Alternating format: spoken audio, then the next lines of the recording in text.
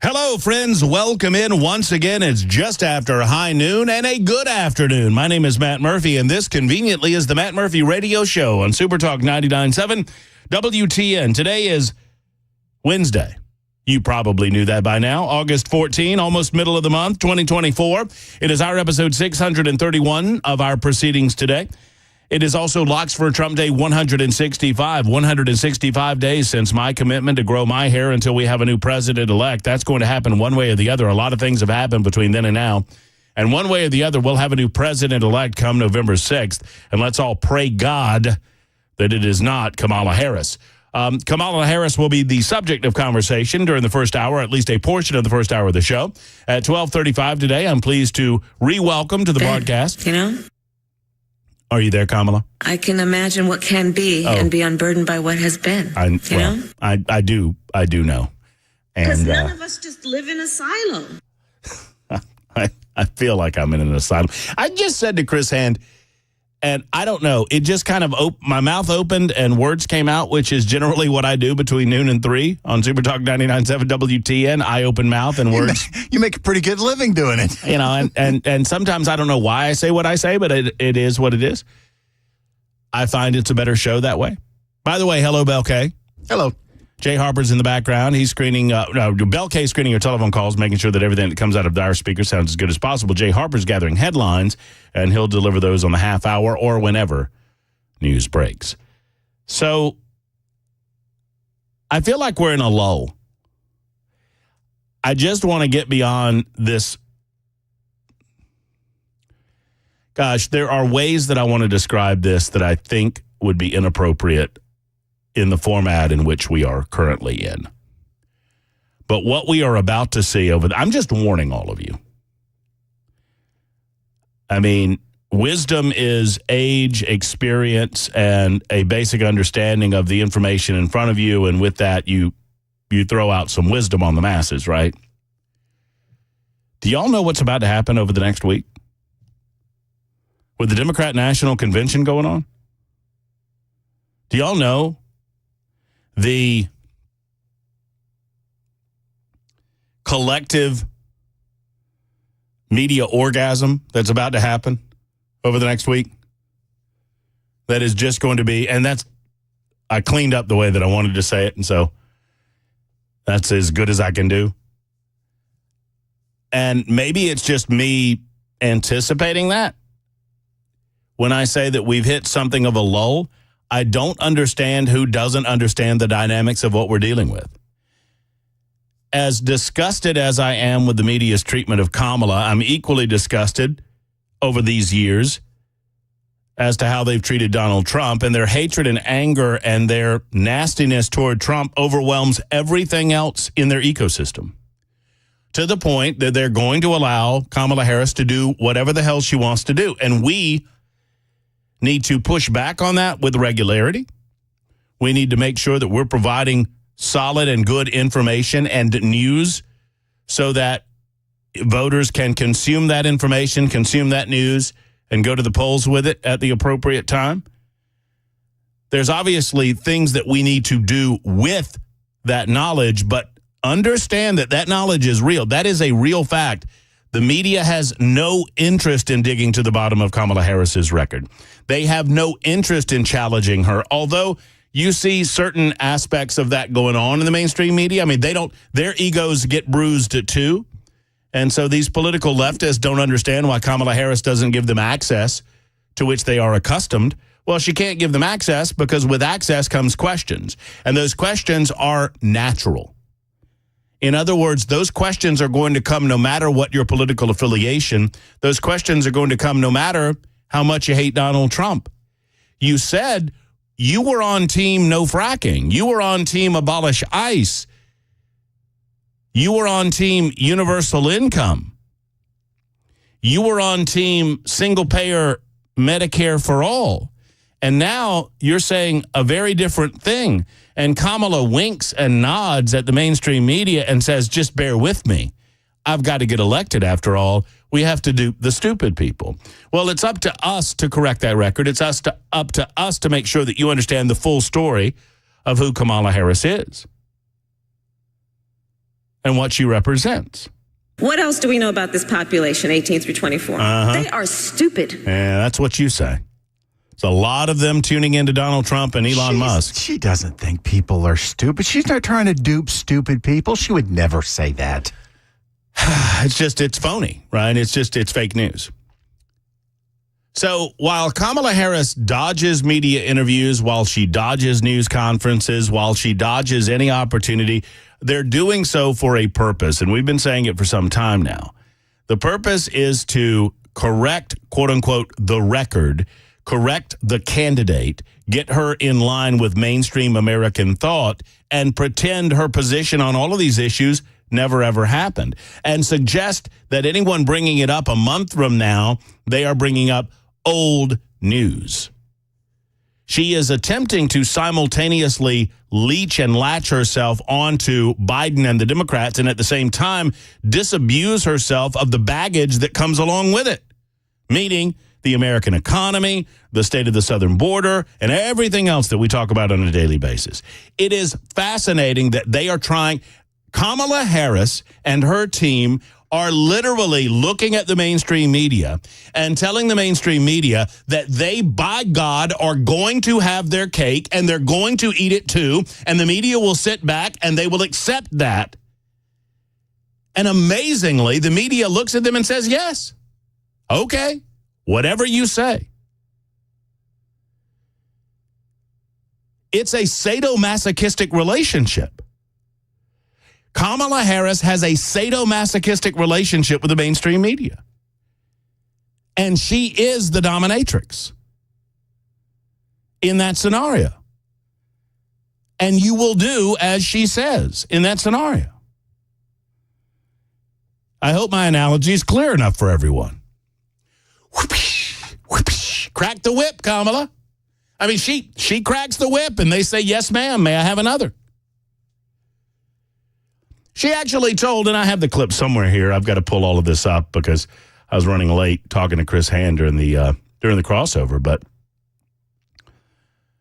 Jim Acosta, a man who I cannot stand, is sitting on the set of CNN and just taking it. Where the media says, the spokesperson for the Kamala Harris had been, God forbid, candidacy, says, well, we'll get around to sit-down interviews. And what about a press conference? Oh, we'll get to a press conference too. But, hey, we've agreed to a sit-down interview. It's been 24 days with no interviews and no press conferences, no media availability, no answering questions. And they say, oh, well, we've committed. They actually said this as if this shuts the door on the conversation. We've said that we'll schedule a sit-down interview by the end of the month. It's August 14th. They don't have any intention of doing any of that sort of thing before their convention, which will be, circling back to the original point, a slobber fest. Over the next 7 days, it will be an absolute slobber fest. And that's all well and good because we know what to expect from the mainstream media. They have abdicated their responsibility as an arbiter of truth. And they've amazingly begun to hand that to the government. There is a well-circulated piece of audio. I can pull this up for you, too. And I forget who the guy was, but it was in a Karine Jean-Pierre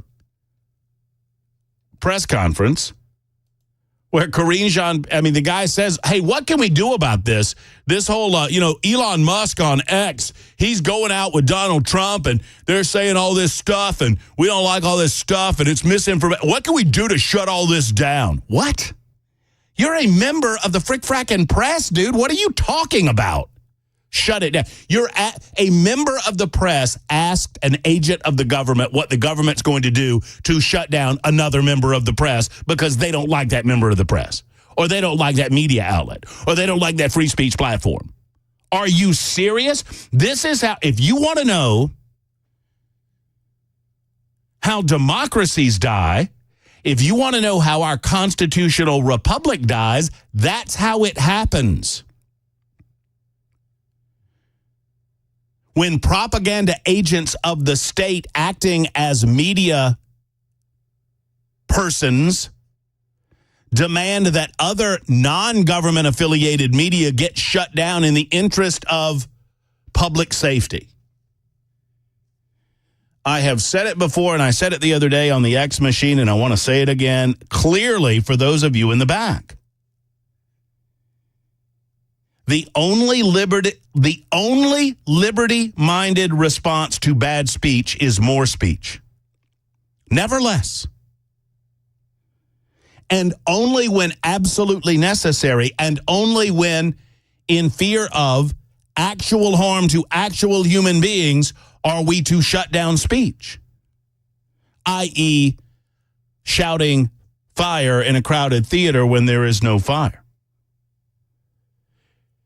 Ari Fleischer said this the other day, and he's exactly right. The American people have not changed much in the last 20 years, but the press has. The press at one time held it as their responsibility to hold powerful people to account. Now they believe that they're calling, at least major swaths in the press believe it's their calling to defeat Donald Trump. Which means by necessity they prop up Kamala Harris, a useful idiot, and they know it, but they don't care. Kamala Harris, a candidate that has told them to go pound sand. Kamala Harris, who has changed almost every political position she held 4 years ago. Kamala Harris, who does not seem to be able to speak without a script and has no excuse, like her current boss. And yet the press doesn't seem interested in calling her out beyond an occasional question to a Kamala Harris spokesperson about, hey, why hasn't she held a press conference? Why hasn't she sat down? Oh, we're getting to it. One of the biggest reasons that so many people are angry in the United States of America today is not because we feel like we had our vote stolen from us in 2020. It is because we do not believe that America is reflected on our television screens any longer with regard to how the press covers the events of the day. We're not as dumb as they think we are. So we recognize the bias that we watch on a daily basis, and it makes us angry. It makes me angry, and I'm certain that it makes you angry. And I don't care what your political position is on any of this. Even if you support Kamala Harris, it ought to make you angry too. But you can't find yourself angry because you want to win too much and you detest Donald Trump too much. And so what this begats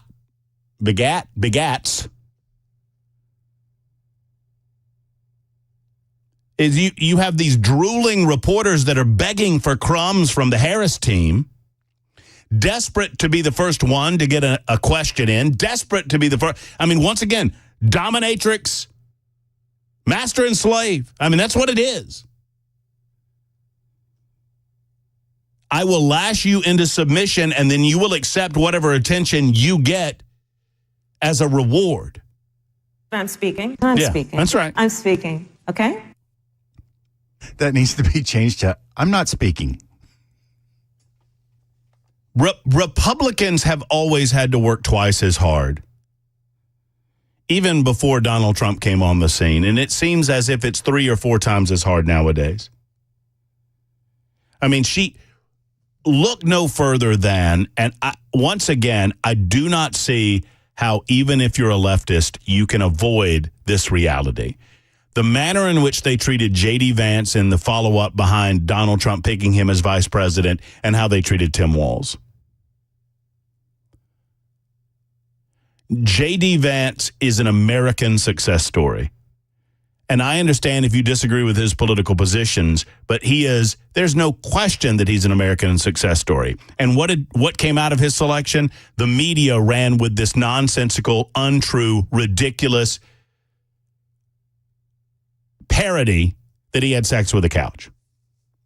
In the meantime, he has taken legitimate positions that he has to answer for, and they harp on those positions that they feel like make him look worse or make him look in the most negative light, such as childless cat ladies. In the meantime, Tim Walz allowed his biggest city in the state that he governed to burn to the ground while the mayor of Minneapolis was begging him to bring out the National Guard, and he refused to do it. And his wife sat idly by and talked about leaving the windows open so that they could smell the tires burning. Talk about let them eat cake. Tim Walz has lied consistently post leaving the military about his military service, and the media just gives him a complete pass on it. Now, we don't, but they do.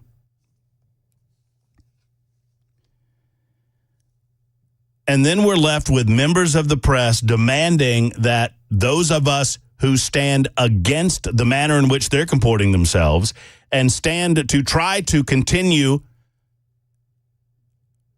what journalism is supposed to be, and that's asking hard questions of powerful people and demanding answers of those hard questions, those people are left with the possibility of being shut down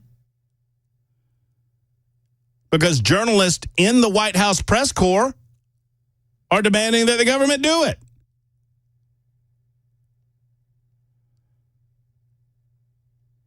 It is... It's flabbergasting to me. Let me say it one more time for the idiots in the back, okay?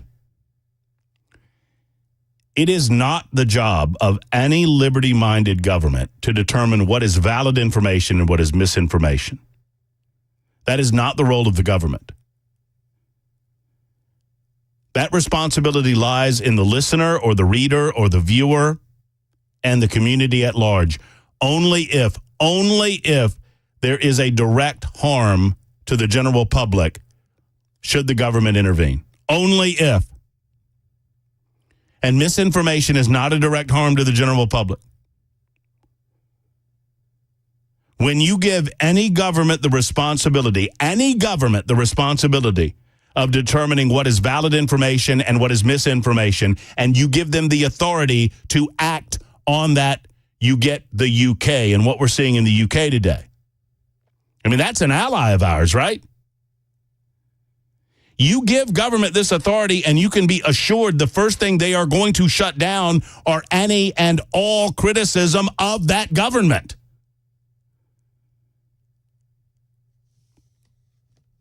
And there are plenty of examples.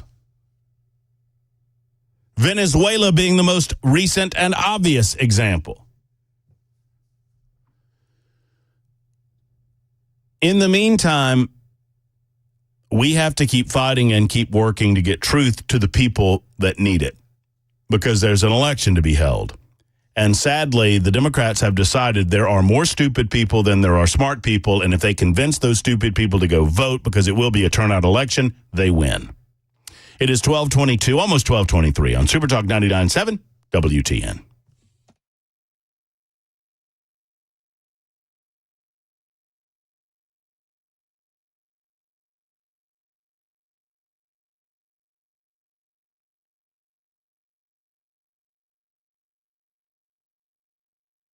Hello, friends. It's Matt Murphy, and I want to talk to you for a moment about the Glock store. You know that I believe that the Glock store is the best place to buy a Glock. I mean, after all, the name says Glock store, so you know they're going to have more Glocks than any place else in this community, in this state, in this southeastern region, maybe even in the United States of America. I don't know. They're the best place to buy a Glock. That's the bottom line. They're the best place to learn about how to use guns, how to use a handgun or a long gun. If you are unfamiliar, if you've never handled a gun in your life, they can take you, they can feed you baby birds. Every session is a private session. They have private rooms, not public lanes. They're the best place to compete as well. And now they're the best place to party because you've likely seen the billboards, there's no party like a Glock store party, and it is true. If you have a workplace gathering, if you have a celebration that you're planning, maybe a birthday, a retirement, a corporate team building event, if you believe in the Second Amendment and you want to utilize that belief and utilize your the Glock store for a party for your folk, then let's get it done. It includes a VIP room, full kitchen, dedicated shooting rooms, instructors, shooting activities designed for every level. Right there on Airlane Drive, just off of Elm Hill Pike. That is near Bradley Parkway. Minutes away from the airport, worth the drive anywhere. There's no party like a Glock store party. And if you're interested, find out more by emailing them, party@glockstore.com. That's party at glockstore.com. And when you do me a favor and tell them Matt Murphy told me about partying at the Glock Store with the Glock Store.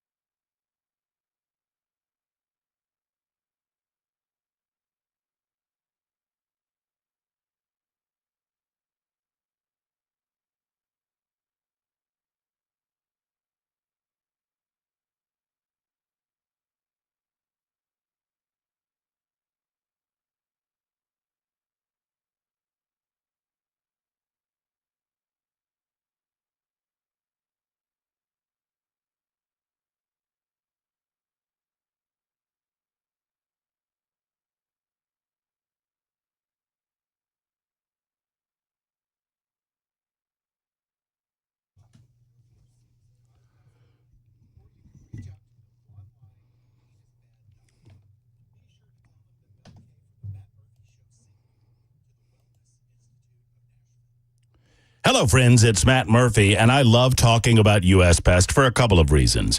One, J.K. and Erica are great Americans. They're great Tennesseans, and they love this country in which we live. Secondarily, they don't like bugs, and they know you don't like bugs either.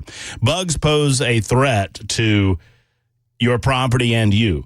They can cause property damage, and they can cause disease. It is imperative to ensure that threat pest infestations are dealt with quickly and efficiently. Threat pests can infiltrate your home in a variety of ways and cause destruction.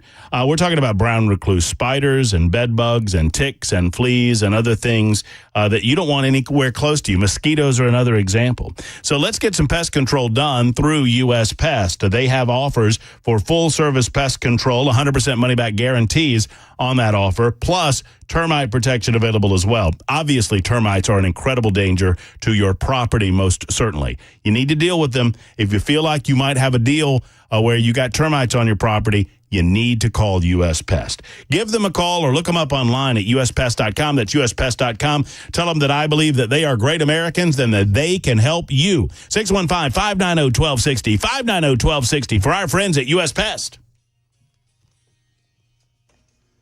Donald Trump leaving Florida this morning to be in North Carolina later this afternoon. And a stabbing overnight at the Nashville airport. We'll have those stories at 12:30 on Super Talk 99.7 WTN. Thank you much, Mr. Jay Harper. Looking forward to those headlines. And I don't know exactly when the Trump presser is supposed to start, but if it starts anywhere during our show and we can find access to it, we'll offer a little bit of that. We'll jip it. That's called Join in Progress, JIP. Jip it for you on Super Talk 99.7 WTN. We've also got Representative Scott Sapicki stopping by in a couple of minutes, spending a good 30 minutes with us, explaining exactly what the rules are. Some parents are confused about what they need to know and what they don't need to know with regard to interactions that your school children have with school personnel, particularly with regard to counseling, whether it be medical counseling or emotional counseling. We're going to get to the bottom of it in a moment with Representative Scott Sapicki. Plus, does he believe that it will be Subject A in the General Assembly next session? I'm surprised at the number of people, based on our conversation with Senator Adam Lowe yesterday. During that conversation, we started talking school choice. I don't begrudge you this position. I don't have kids in the public school system, and you know me, I think that anything the government touches is going to naturally be a negative until we try to turn it back into a positive, one way or the other. I'm surprised at the number of people that are against the concept of school choice, conservative-minded people. And the reaction that we got yesterday in discussion seems to indicate to me that a certain segment of the population has dug their heels in on this idea that we don't want any further school choice for parents. I am not a parent. And so, my name's Bennett. I ain't in it. But, it matters whether you're a parent or not in terms of the educated population that's growing up in Tennessee and whether or not they're going to become productive members of our population, good working members of the population or not. We'll discuss that in a moment with Representative Scott Sapicki stopping by right after the news, and the news happens now on Super Talk 99.7 WTN.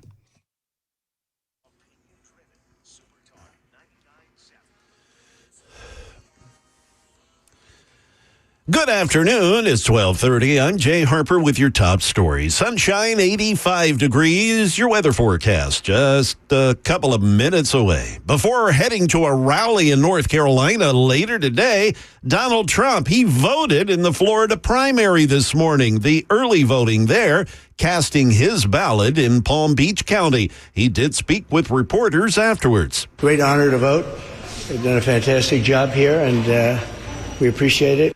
As we now get back to Nashville, a man was arrested at the Nashville airport last night after police say he stabbed an employee. News 2 reports the incident took place around midnight near the arrivals area of the airport.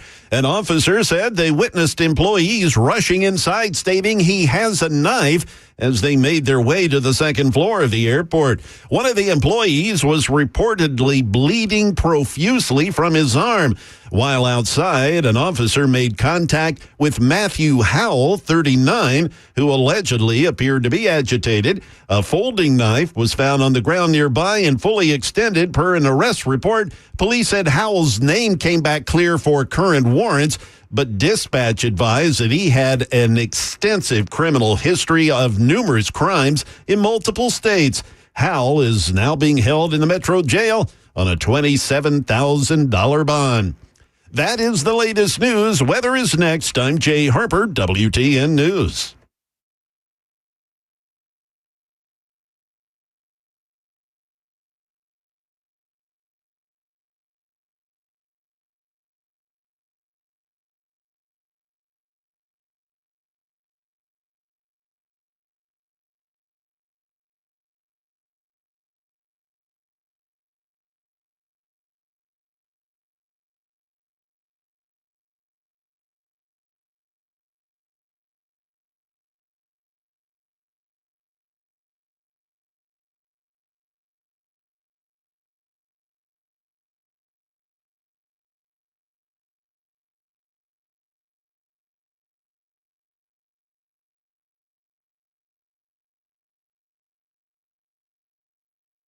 Hello, friends. Matt Murphy for the Dr. Gill Center for Back, Neck, and Chronic Pain Relief in Franklin. I talk often about the Dr. Gill Center because I believe in the way they do their business. Now, I'm not just talking out of my mouth here because I have been a patient with the Dr. Gill Center for almost 3 years.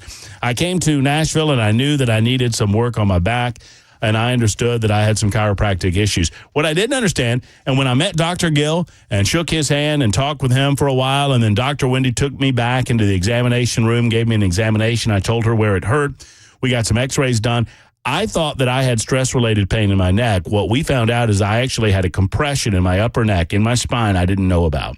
We did decompression therapy, spinal decompression therapy, the same type that Dr. Gill brought here over 30 years ago, and I don't have pain anymore. I have lower back pain on occasion, and I deal with that from time to time with the Dr. Gill Center. That's an ongoing issue because I screwed my back up in my 20s. They understand how that happens, and they want to get you pain-free in a way that doesn't involve popping pills, that doesn't involve needles, that doesn't involve surgery, and it's what they do at the Dr. Gill Center. So give them a call at 615-882-4838. For less than $50, you'll get your initial consultation, a full panel of x-rays, a full examination, and your first treatment at the Dr. Gill Center. 615-882-4838. Tell them I sent you to Dr. Gill.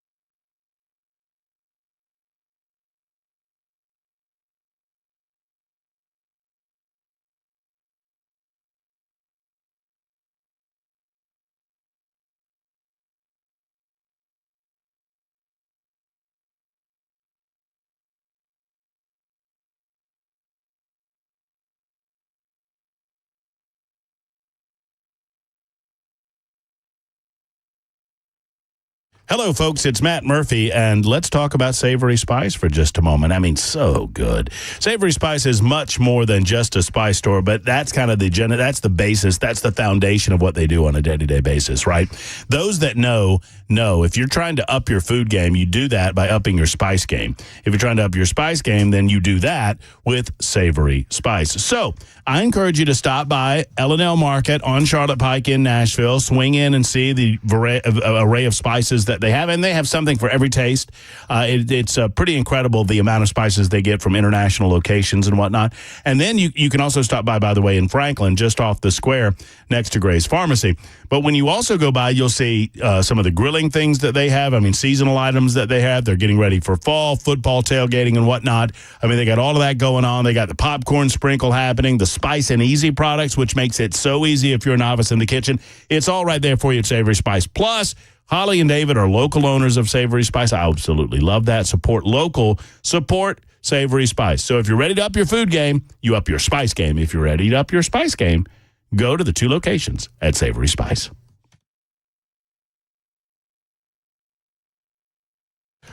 All right, Super Talk 99.7 WTN, Matt Murphy.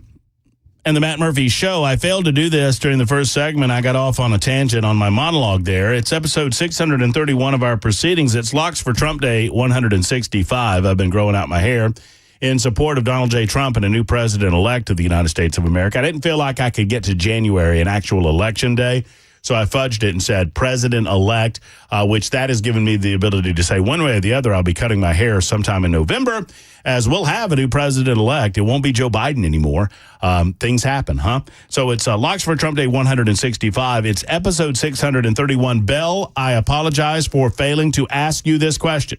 You know, you can find us on the radio. You can find us on the streaming platforms. And obviously, we're on Super Talk TV, YouTube, Facebook, Twitter, Twitch, where episode 631 is entitled Matt Murphy Show. Bell's Friday, your hump day.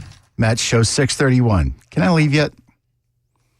It is your Friday, isn't it? Yes, it is. You've checked out. Well, I would say you've checked out, but really, it's no different than any. Not true. It's no different than any normal day. I am completely disengaged compared to normal. Really? Yes. Wow, I didn't think you could get less disengaged. I didn't think you could do more of that, but apparently you can. Who knew?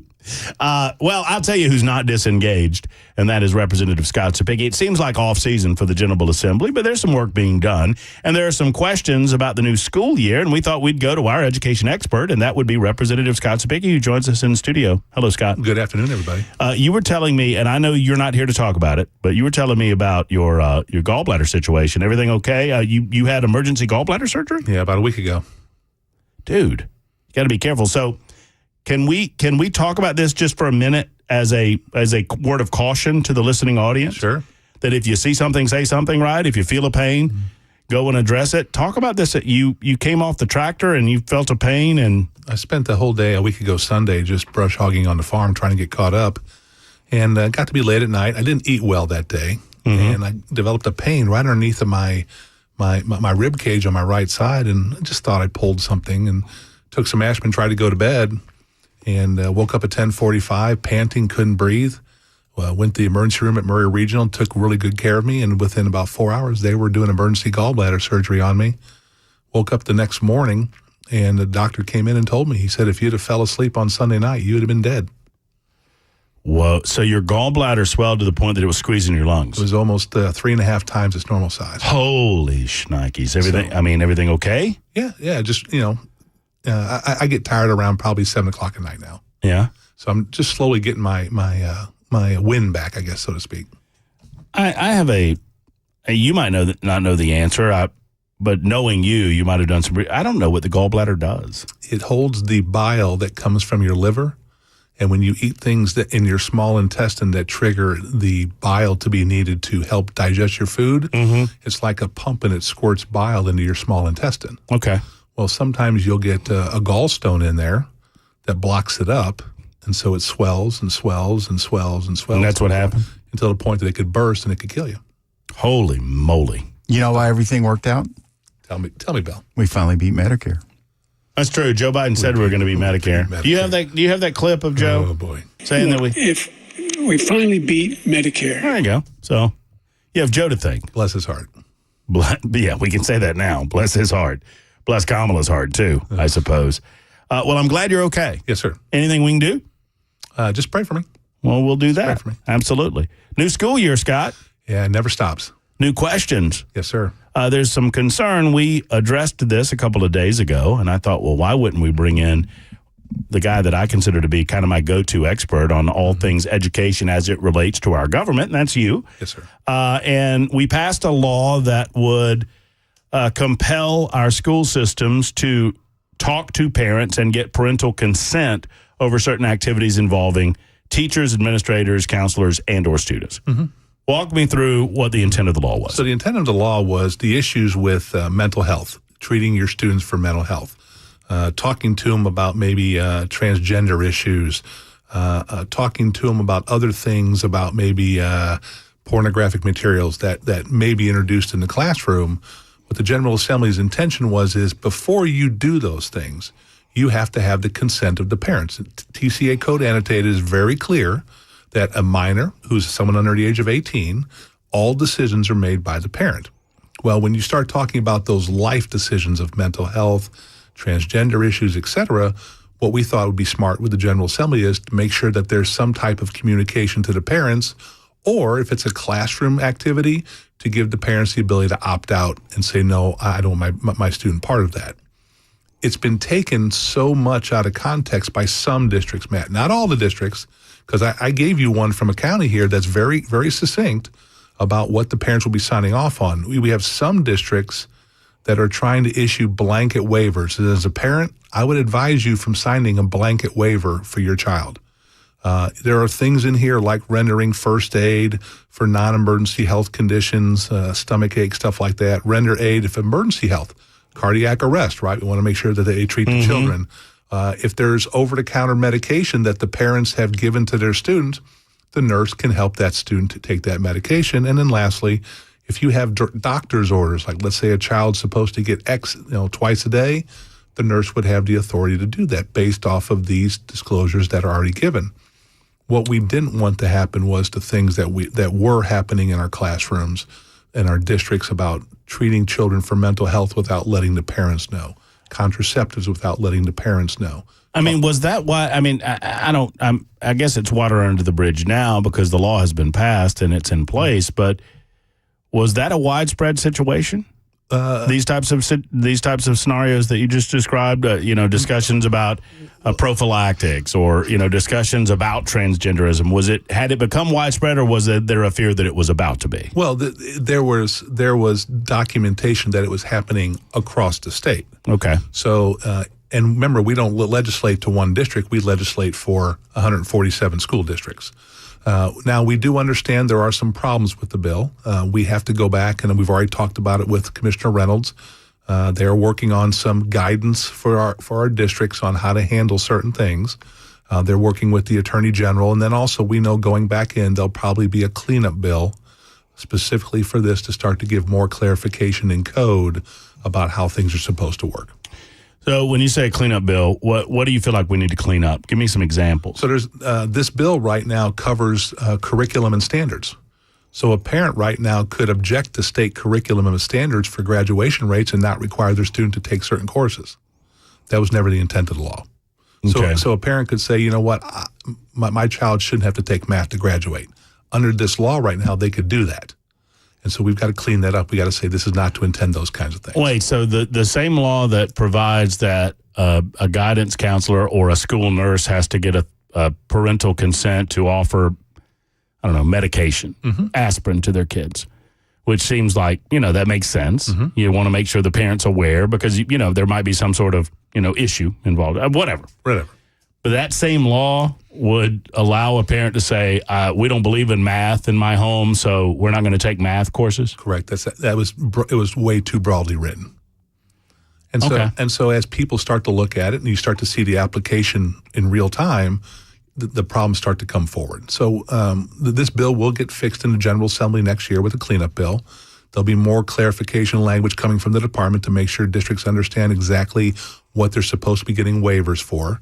And hopefully this will all take care of itself. Is there it just occurs to me, and maybe I'm off base here, Scott, but When I was in school, a lot of times when kids were going to guidance counselors or when kids were going to administrators or to trusted teachers, there were problems at home that they were trying to address.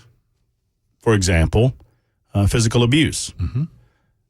So are you suggesting that under Tennessee law, guidance counselors or administrators cannot talk to school kids about potential abuse in the home until they get permission from the parents? No, that's still separate from that. That's a whole different part of law. That still gives those guidance counselors. If a student comes forward and they're talking about sexual abuse in the household or abuse of physical nature, they still have a procedure that they're supposed to follow, notifying the proper authorities. So, and I'm just trying to understand this. Mm-hmm. So if as a parent, I don't give consent for my child to talk about their mental health to a professional at school, but then they can still talk to my kid about their mental health if it has anything to do with how I'm disciplining them at home? Sort of. It's which one is passive and which one is brought forward. A guidance counselor can't initiate these conversations about how's your home life. Okay. But if the student comes and initiates an issue with them, they're obligated to make sure that they follow up on that. At what point is a guidance counselor in this example required to say, hold on a second, I need to make sure that I have permission to talk to you about this? That's the problem with the law right now. We have to fix that and clarify that. And that's very difficult because everything's on a case-by-case basis. So the complaint that you make might rise to a different occasion than the complaint I make as a student.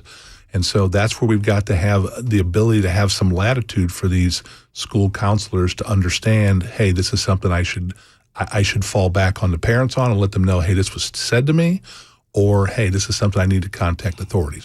So when we first started talking about this, I want to clarify in my head. You said that you don't think that parents should sign blanket waivers, or you do? I wouldn't do that. But isn't this a blanket waiver? But it's specific. That's got delineated items. Okay, so you gave me, when you came in, you gave me an example of the type of waiver that we're talking about. Yes. And I'm just going to read it to the audience. Sure. It says, consent to treat, pursuant to the Family Rights and Responsibilities Act and Tennessee Code annotated 63-1-173C1, I am the parent/guardian of blank, date of birth blank, and I hereby, and then it says check one, give or withhold the nursing staff of blank county schools permission to care for my child as follows: to render aid and to treat any non-emergency health condition such as stomach ache, headache, vomiting, cuts, abrasions, nosebleed, etc. To render aid and to treat any emergency health condition such as allergic reaction, serious wounds, or injuries. To disperse over-the-counter medication as may be required to treat the child.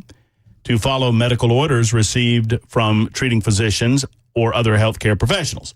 I understand that if I give consent, then I have the right to revoke consent at any time upon informing the school nurse in writing. I also understand that if I withhold or revoke consent, then I agree that I will come to the school immediately to care for my child myself. I also understand that the school staff, at its discretion, may call 911 to deal with any emergency, and that if they do so, then I may be responsible for any charges.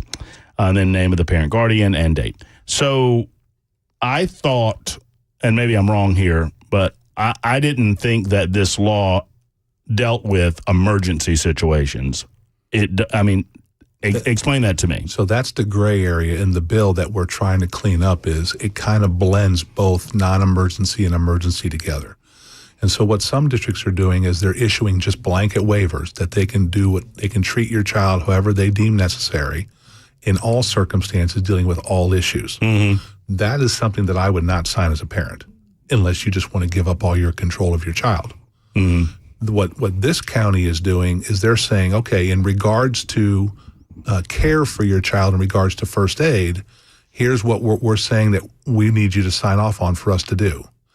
Everything in there is, if you think about it, Matt, it's mostly common sense things. Your child gets hurt, we're gonna help your child. If there's something that is an emergency, we're gonna call 911. So in the law, the way it was written, it gives broad stroking authorities to not only parents, but also if you sign a waiver, it gives broad authority to the school systems too. So it feels to me like certain counties have taken it upon themselves to be proactive and to figure out how to best handle this for the benefit of the children and the parents. And then there are certain counties that are treating this like it's the most confusing and horrible thing ever. I mean, and I understand that county by county, you have different response. And I would suggest that in the more rural counties where there's a less of a student population, that perhaps this is less of an issue.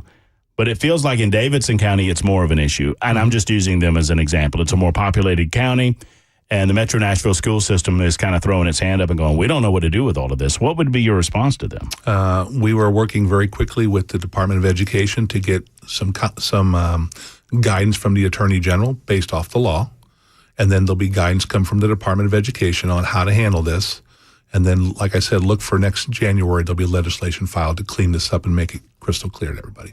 Are you pleased with the general purpose of the law? I mean, I understand that we have to have cleanup, but are you still determined that the point of the law is necessary in order to prevent cutting the parents out from some of these discussions with school personnel? Yes, well, 100%. I think it's still fine. I think the intent of the bill, and one of the things that we deal with as legislators, if there is confusion in the language, they always go back and look at the testimony and the legislative intent of the bill. And it was said over and over and over, the legislative intent of the bill is to prevent schools from just doing blanket mental illness, health on the children, to talk about sexual issues with the children, initiating those without parental consent. A lot of reaction to this on the super text line. I want to get to that in just a moment with Representative Scott Sapicki, who's with us in studio. It's 12:53 on Super Talk.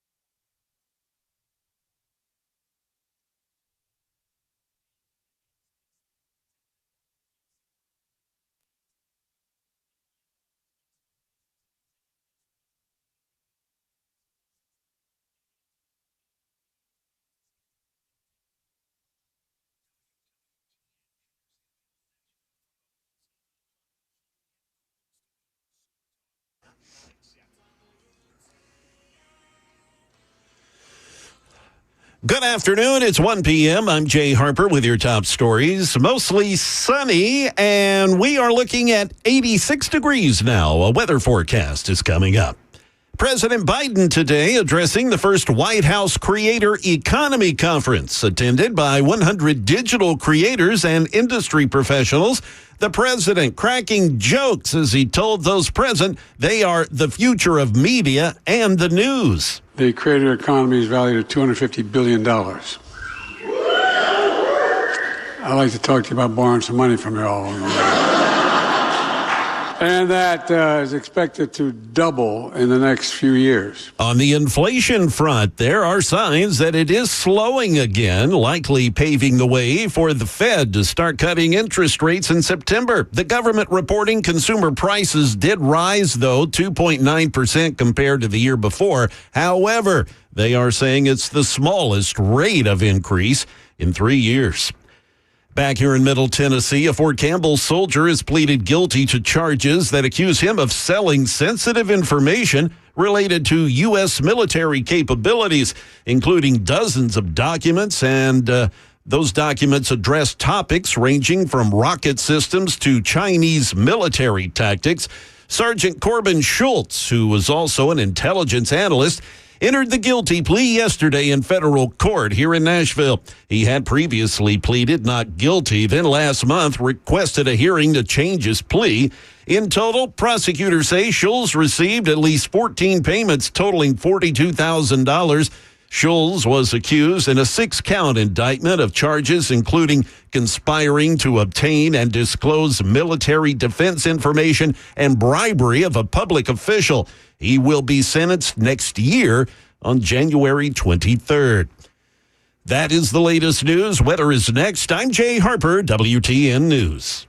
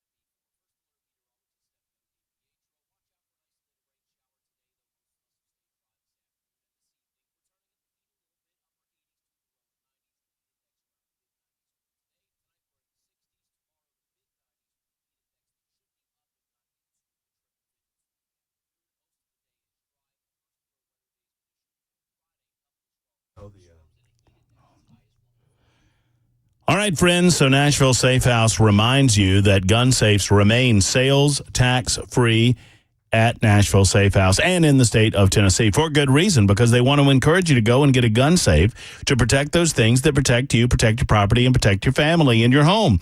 That would be a great safe from, for example, Browning or Fort Knox or Champion or Rhino. They have them all at Nashville Safe House. They have an incredible selection of vault doors and storm shelters as well. But what they do safes, whether it's your valuables, your jewelry or whatnot, your guns, as mentioned, or other important paperwork or sentimental items. You need to protect those things from theft or from fire. Do so at Nashville Safe House. How they became the largest safe specialty company in the Southeast? Because they carry the best. They have the selection that you want.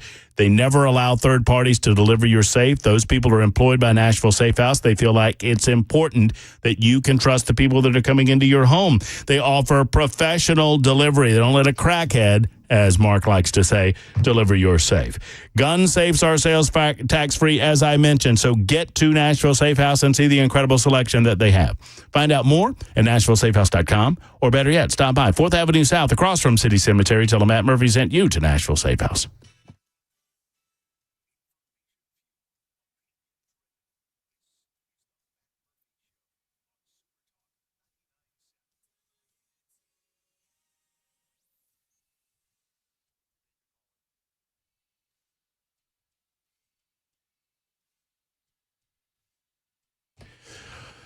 You know, the original idea was to have Scott Sapicki on, kind of a quick hit with Scott Sapicki on this issue of parental consent within the school system as the new year starts. But so much reaction, we begged of Scott. I locked the door and said, I got to keep you for an additional segment. He agreed to do that. Representative Sapicki in studio with us.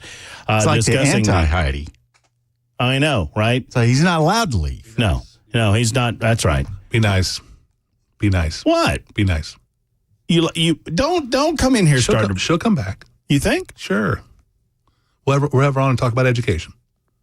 Will you come with her? Absolutely. Okay. Will you facilitate that? Will you do like a? I'll be happy to. You're like a moderator, or? I'll just have to sit back and let her talk, and I'll make my point. Listen, I love Heidi. I would have Heidi back at any moment. I mean, I would have her right now if she came by. I mean, I don't have anything against Heidi Campbell. I mean, we've invited her back. Mm-hmm. And what did she say? I'm not coming back so that he can. Yeah, it's like, why would I come on just to be abused, basically? Or sabotaged again, which I didn't think that's what Maybe we'll have her come back on, and I'll talk with her about school choice. Oh, man, let's do that. I'll just sit back and let you guys. We could probably fill 3 hours for you right there. That would be great. Take calls. I'll go off and play golf and let you guys have at it. No, you can eat popcorn. Oh, sure. Watch the show. So this bill that was passed, mm-hmm. I mean, is it fair to say, and I'm not asking you to speak for the bill's sponsors, and I understand that we're talking about unintended consequences and having to clean up some of those unintended consequences, but is it fair to say that the bill was designed to address some of the issues that we have been discussing, not just transgender issues, but generally speaking, mental health issues? Yeah, the whole intent of the bill was to get parents involved mm-hmm. in things that are happening during the school day with their children. That was the whole intent of the bill. And allow parents the ability to say, no, I want to be informed, or no, I'm okay to go ahead and treat my child. And so some districts have taken that carte blanche, and they're issuing these districts parents with blanket waivers that they can basically do or treat or say or help your child in any way they deem that they want to. And the intent of the legislation was not for that to happen. A lot of reaction on the membersnutrition.com super text line. I want to get to some of that reaction and some of the questions being asked of you, Representative Scott Sapicki. But right now, Aaron is in Middle Tennessee, and he joins us on the show. He's got some involvement in having to deal with the realities of this legislation. Hello, Aaron. Good afternoon. Welcome to the show. How you guys doing? Good, sir. Okay, so I guess my question is we got really notification of this bill the second day we were in full session, and I'm in a high school, and we were basically even told that we couldn't even talk to the kids about schedule changes, academic advising, college, stuff like that. So even before we spoke to a kid about something as minute as their schedule change, we had to get parental consent. We're in a very rural county, so in a very, very low income. So we're also dealing with a lot of kids who have really bad home lives. I mean, like over 60% of our student body doesn't even live with either biological parent. So we also just have a lot of kids with a lot of issues, and it started to get tricky because we weren't sure what constituted as an emergent situation when what wasn't. So we didn't know what we could talk to the kids about without talking to a parent or guardian. So, I mean, is that in the scope of this bill, or did we go too broad? Well, I would probably tell you, first of all, the first problem I heard from you is you were finding out about this bill that was passed 3.5 months ago.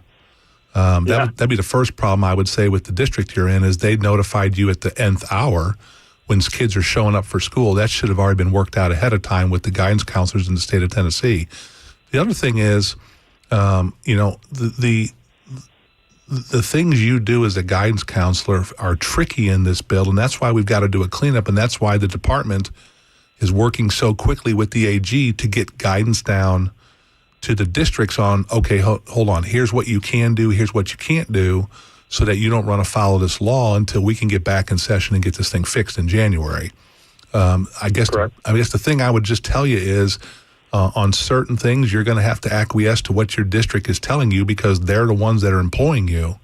And then hopefully you can get the guidance from, or not you, your district can get the guidance from the department, and then we can give a little better clarification on how you should handle your job moving forward. But the first question I would ask is why you're finding out at the nth hour when we passed this 3.5 months ago. Yeah. So there you go. Aaron, thank you for the call. Thank you for the concerns. I feel a little behind the 8 ball here because I don't. How was it before this law was passed? I mean, so before this legislation, last year, if my kid gets a cut on their hand and goes to the school nurse or whatever, they take care of the cut, right? Mm-hmm. If my kid has a headache, do they have to call me and ask me if I can have medication? I mean, do school systems give out medication? That's kind of tricky right there. Most of the districts, from my understanding, is they would give you, like we read to your listeners, one of those waivers for medical treatment, right? Basic medical treatment. They get a headache, they can give them aspirin. They know all their allergies, et cetera, et cetera. What the problem we have is there were some districts out there that were dealing in mental health issues with children and giving them advice and telling them who to go see and things like that. Why didn't we just pass a bill saying you can't do that? That's what we tried to do. But instead we did this blanket thing. Because attorneys are looking at this as its bigger scope. And so we have 147 different school districts, and every one of those school districts has an attorney, and every attorney is interpreting this differently. That's why we have to get the AG involved and ask for his guidance to give guidance to the districts so that they have some cover. 4289 writes in and says, our school principal said that we had to sign the waiver or they could not. Did I read this? I think I'd read this to you offline. Provide any aid to my child, even as little as a Band-Aid. If they needed a Band-Aid, we would need to come to the school and put it on unless we signed the waiver. Is that fair? Well, like I said, the waiver that you have in front of you, that would cover it. That's pretty benign waiver right there. Treat my child if they have an emergency or they need a cut, right? The question that we would need to ask that caller is, what else was in the waiver? What if it was more than this? What if it was a waiver to just blanketly treat your child for anything that we deem necessary? Well, I wouldn't sign that. I mean, this is pretty blanket too. I mean, but it really deals with more health.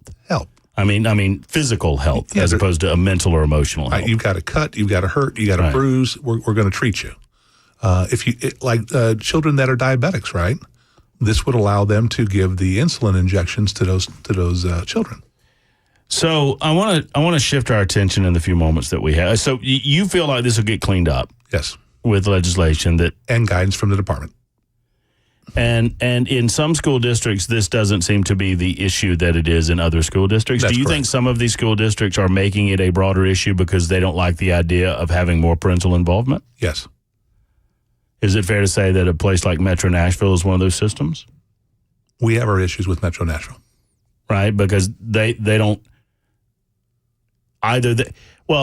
Someone supporting or defending Metro Nashville might say that they have more difficulty maintaining a relationship with the parents.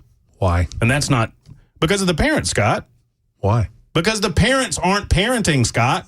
I think you understand exactly what I'm saying. Why are you acting like you don't? I know. But I mean, why are we afraid to say that? Well, we're not. But so sometimes it's not the school system. I'm not here to defend Metro Nashville, but sometimes, I mean, if I can't get a hold of the parent to get their consent, what am I supposed to do? I got a kid bleeding. Well, how do you know the kid's registered for school? If I can't get a hold of the parent, what are the teachers supposed to do? So here's my question to you is, enabled to register a child for school, you have a parent, you have a guardian to do that. Right. They're there. Right. Why wouldn't you give them the waiver then? But you said blanket waivers are bad. Well, I know that if they give you a blanket waiver, then that parent has to make a decision whether or not they're going to sign it or not. Well, what I'm saying is in some of these systems, the parents are absent. Okay. And sometimes good teachers are bound by things that you do in the General Assembly, preventing them from connecting with a child in a way that would benefit the child. It's not always a bad interaction. It's not always a teacher trying to interact with a child in a way that would push them to put on a dress when they're a boy, right? Sometimes the teacher's trying to do right by the child. And I saw it in my school setting where kids that came from nothing, the only thing they had were good teachers. Ms. Chisholm in the 6th grade in English, or Ms. Mogish in the 8th grade, right? What about those teachers who are desperate to try to help the kids, and by this, the government is making more difficult? That's why we got to fix the bill. Well, I mean, that's fair. Now, talk to me about school choice. I mean, is this subject A in the legislative session, in your opinion? I would be shocked if it wasn't House Bill 0001. It's going to be the first bill filed. Have you been surprised with the number of conservatives that have decided for their own reasons, and frankly, I think a lot of times it's through misinformation, that they are against the idea of giving parents more choice in terms of an ability to move their kid from system to system? I think a lot of it is misunderstanding of the whole principle of school choice and how it operates. A lot of the misinformation is on bills that were never even run in the General Assembly. I hear Arizona, I hear Florida, I hear other states in the pitfalls of school choice. If you look at the language that we had in the House bill, it addressed all those concerns very concisely and made sure that we were protecting Tennessee. There is no defunding to public education. It doesn't happen the way we fund education in Tennessee. It's in arrears. So even if a kid doesn't show up on August 1st, that school district's still going to get the money at least until December for a child that doesn't exist in the school system anymore. Kids leave all the time for homeschool, private school, they move, and they still get that money continuing on. And so it's going to be a very interesting General Assembly coming up. I'm sure that Governor Lee, this is his flagship piece of legislation. Speaker Sexton was on board. Lieutenant Governor McNally was on board. As you know, we passed this in 3 committees in the General Assembly, and it wasn't close. It passed every committee and then got stalled in finance. What is the way to find common ground between yourself and the Senate? Isn't that the key to all of this? And I think we were close last year. We had a meeting with the governor and the Senate and the speakers, and we were going back and forth page by page of our bill, and we had pretty much struck an agreement on a Thursday. Did you feel like the House had because there needed to be concessions on both sides, you feel like the House moved in the manner that it needed to with regard to conceding some of the things the Senate needed to see the bill pass? Yes, I think we were very close. I think we weren't haggling over the bill anymore. We were haggling over a couple of particulars that had to do with testing and evaluations of our teachers and our students, and I think we were very close to meeting a compromise there. I think you'll see something a little cleaner this year. What my gut feeling is, you'll see a school choice bill, and then you'll see a public school bill. Things we're going to do for public schools. And that would repair a lot of the objections, I mean, I would think, unless there are new objections. Wouldn't that solve the objections from the Senate? Pretty much should. To split them? Yes, sir. And pass them independently? You and I talked off air momentarily about my support of something that Gavin Newsom is. I mean, I can't believe I'm saying this, but I actually agree with Gavin Newsom on something, the governor of California. What the hell is wrong with you? I know. Well, it's weird. There's 2 things they've done in California that I agree with. And I want to talk, I don't know what number 2 is, but here's number 1. Gavin Newsom's actually coming out and saying that he wants to pass legislation in the state of California that would ban cell phones from public schools during instructional time. I don't know what limitations that would include. Is that something that the state of Tennessee needs to do? Absolutely. We had that bill in committee last year in our full education committee, and it tied 8-8 with 1 person abstaining. We believe we had... I can't stand abstainers. Golly, I can't stand abstainers. We believe we had the vote in the Senate to pass that bill. I think you're going to see that run again, and basically, like you said, that the use of cell phones during instructional time would be prohibited in the state of Tennessee. How does that functionally work? Some teachers do it with the little pouches on the doors when the kids walk in. They just take their cell phones and put them in the pouch. Some districts are even having boxes. There's some kind of box. I'm sure your safe guy could tell you what kind it is. But they open this box up. The kids walk in. They put all their cell phones in there, and they close the box up. There are very easy ways to do it.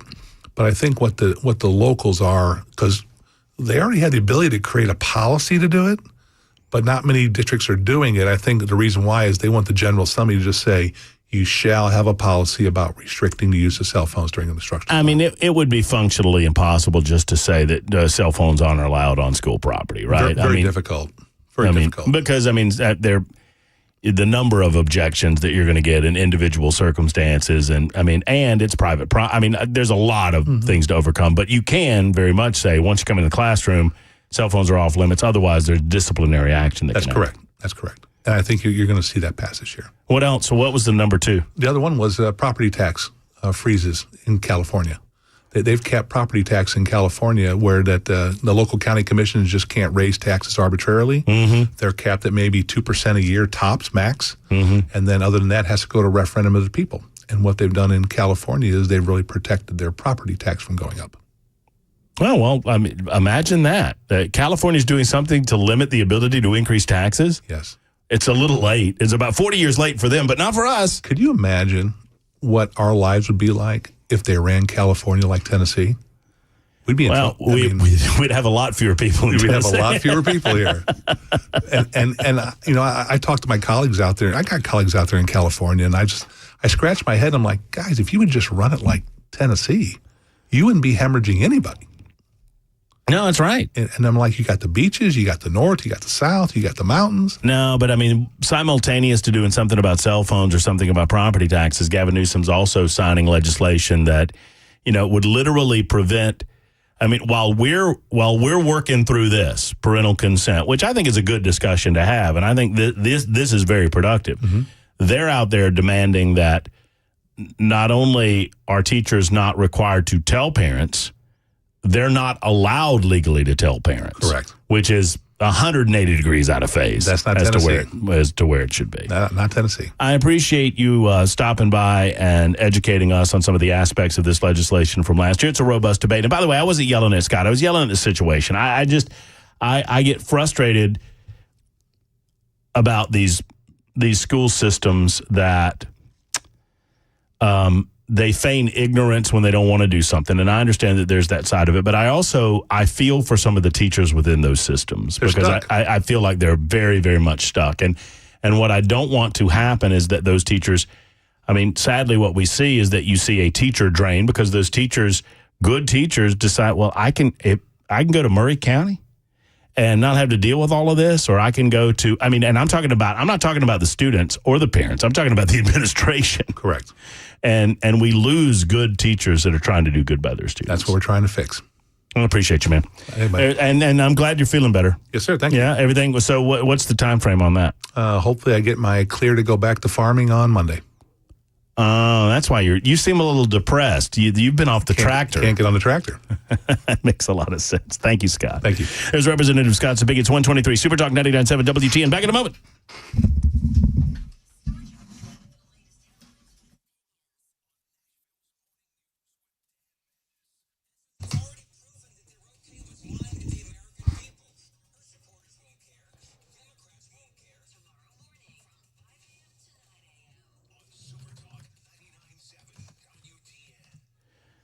Hey, friends, it's Matt Murphy. Tennessee Men's Clinic is a place that you gentlemen can go to find out what's going on within your body when your energy levels have dropped. What are your levels?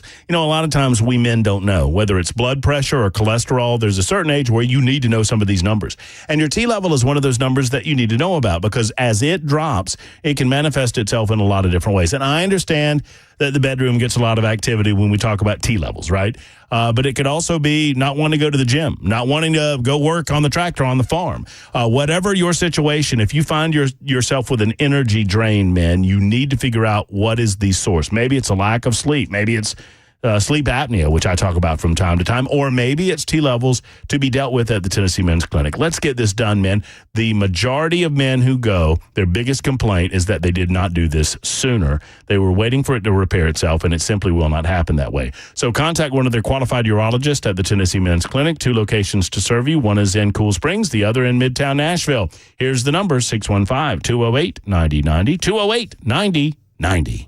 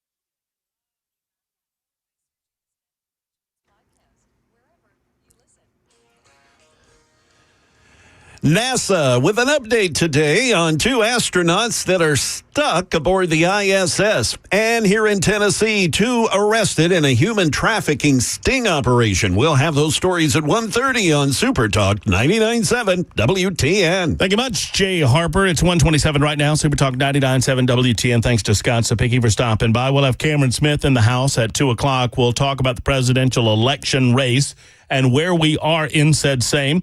We'll discuss some questions for Kamala coming up right after the bottom of the hour news as well. Believe it or not. Come on, imagine. You can charge your phone on your way home from work.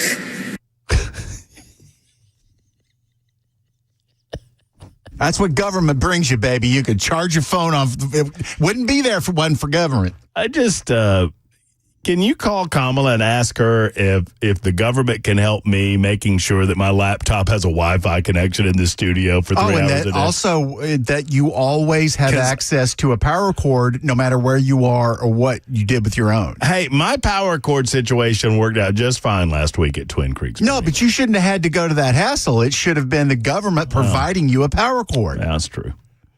That's true. That just slays me. We'll have some questions for Kamala coming up right after Jay Harper's newscast. Chris writes in and says, hey, I called during your segment today about school nurse and the school nurse situation having to sign off on providing care. The exact thing happened to my son today. He had a cough drop in his bag. He got treated like a criminal because of the cough drops. Metro Nashville schools have a much tougher job than any rural schools around here. I'm native and local. What you're talking about, getting consent from the parents, sometimes can be very difficult. One of my good friends is an assistant principal here in Nashville. There's 29 different languages spoken at her school. 29. And that's what I was addressing. Look, I wasn't upset with Scott, but it is easy for us to crap on the Metro Nashville school system because there's a lot to crap on. And I don't believe that the administration, sadly, has the education of the children in their minds first and foremost all of the time. I'm not naive about that.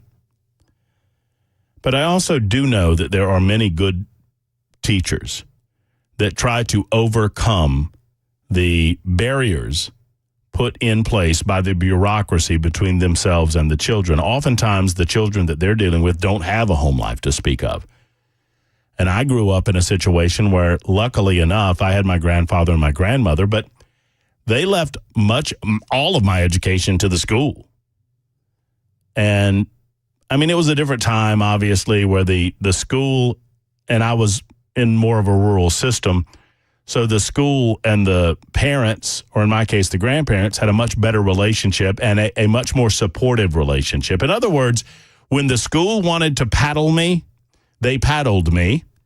And when my grandfather found out about it, my grandfather would say, well, you probably deserved it. Not, I'm going to that school and I'm going to talk to them. No, you probably deserved it. And whether or not you think you deserved it, it was ultimately probably good for you anyway. At the same time, I grew up around many kids who were very poor and who did not have a home life to speak of. And I watched as some of those children grew up and developed emotional relationships with their teachers. And I'm not talking about any sort of negative, I mean a very positive emotional relationship that led to those kids overcoming some of the barriers in their home life. And I'm not suggesting that that's the way that it should be, but it is the way that it is. And I never want to lose that ability for teachers to make those connections with the students in a way that potentially can overcome something that they're not getting at home. Not to usurp the authority of the parent whatsoever, but to make sure that they're doing right by the kids. That's all. And as far as cell phones go, I understand that you want your kids to have cell phones in an emergency situation, but we need to figure out a way to get them out of the classroom, period, end of the discussion. And frankly, if I had my way, if there was any way to ban them from the schools altogether, I'd be all in favor of it. It is 31 after the hour. It's time for Jay Harper in the news on Super Talk 99.7 WTN.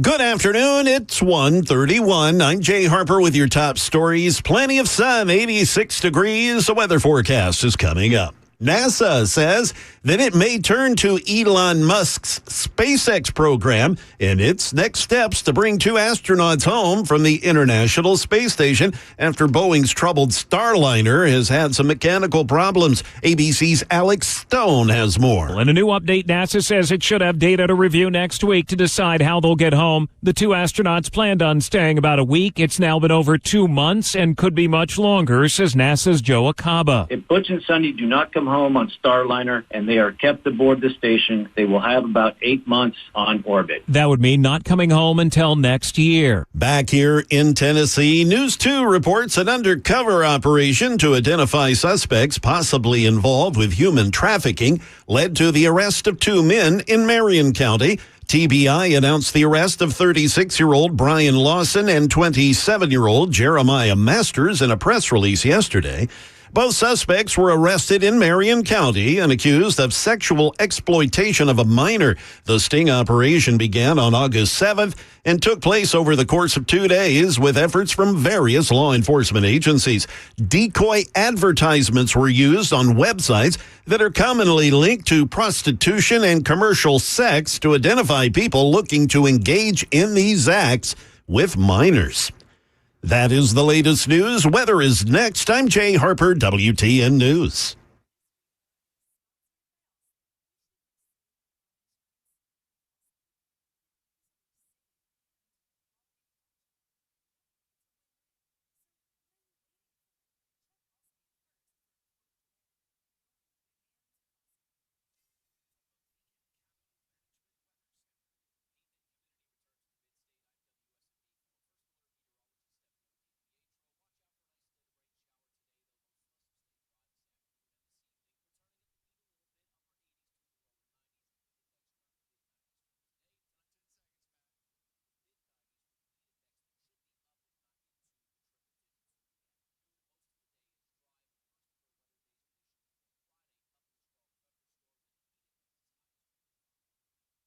Hello, friends. It's Matt Murphy for Kraft Body Scan. Friends, have you not had a Kraft Body Scan yet? What are you waiting on? Did you know that you and your loved one, you and your spouse, you and your significant other could go and for $149, which is an incredible value, it's an introductory value. They want to introduce you to Kraft Body Scan and what they do for a living, which is to get inside of your body and to make sure that everything's operating as it should, that everything's working as it should. You know, I had the full body scan, which I would recommend, but for $149, they have the heart and lung scan going on for you and your significant other right now for the month of August.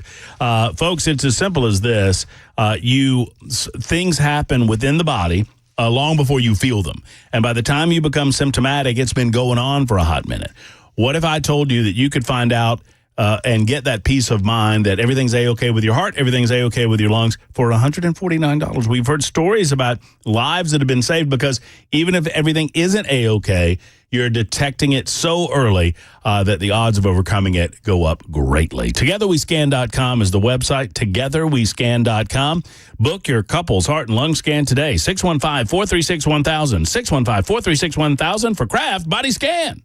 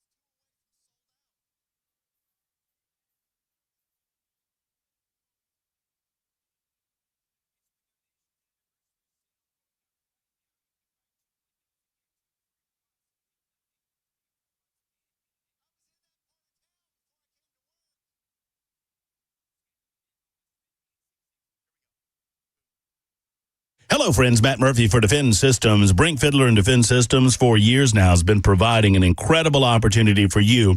If you're a business owner with employees, or if you're a decision maker at a place where people gather, like a school or a church, any place that people gather, Defend Systems can help you. They are a life safety and security consultation firm. Look, this is not box checking. This is real world. This is real stuff. I've been through a number of these programs offered by Defend Systems, and I love every single one of them, and you will too. They teach you about active shooter response, workplace violence prevention, security improvement, emergency and intruder action plans developed specifically for your facility, plus rapid response medical training, all customized to your facility. They get it done. You need this in your life because, frankly, friends, while the possibility of something violent happening within your workplace or in your school or your church is very, very low, and I don't want to scare you, and I don't want you to think that it's happening next week, but the bottom line is, while it's low, it's not zero, and that means hope is not a plan. It is time to develop a plan with Defend Systems. 615-236-6484, 236-6484, or defendsystems.com for Brink Fiddler and his friends at Defend Systems.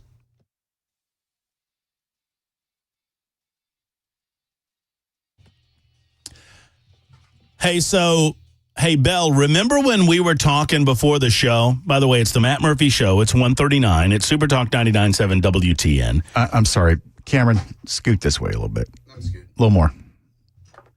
There you go. Perfect. Mm-hmm. One of these days we will, well, never mind. Never mind. One of these days we will, though. No, we won't. No, we will. I mean, it's getting better. I mean, the two-shot's working, right? Mm-hmm. Does my name still appear above me on the two-shot, or does that go away? Yeah, and gratefully today it's not on your forehead. Well, that's nice. I wouldn't want it to interrupt my lovely Savannah Bananas lid. Yeah, that would just look a mess. Mm-hmm.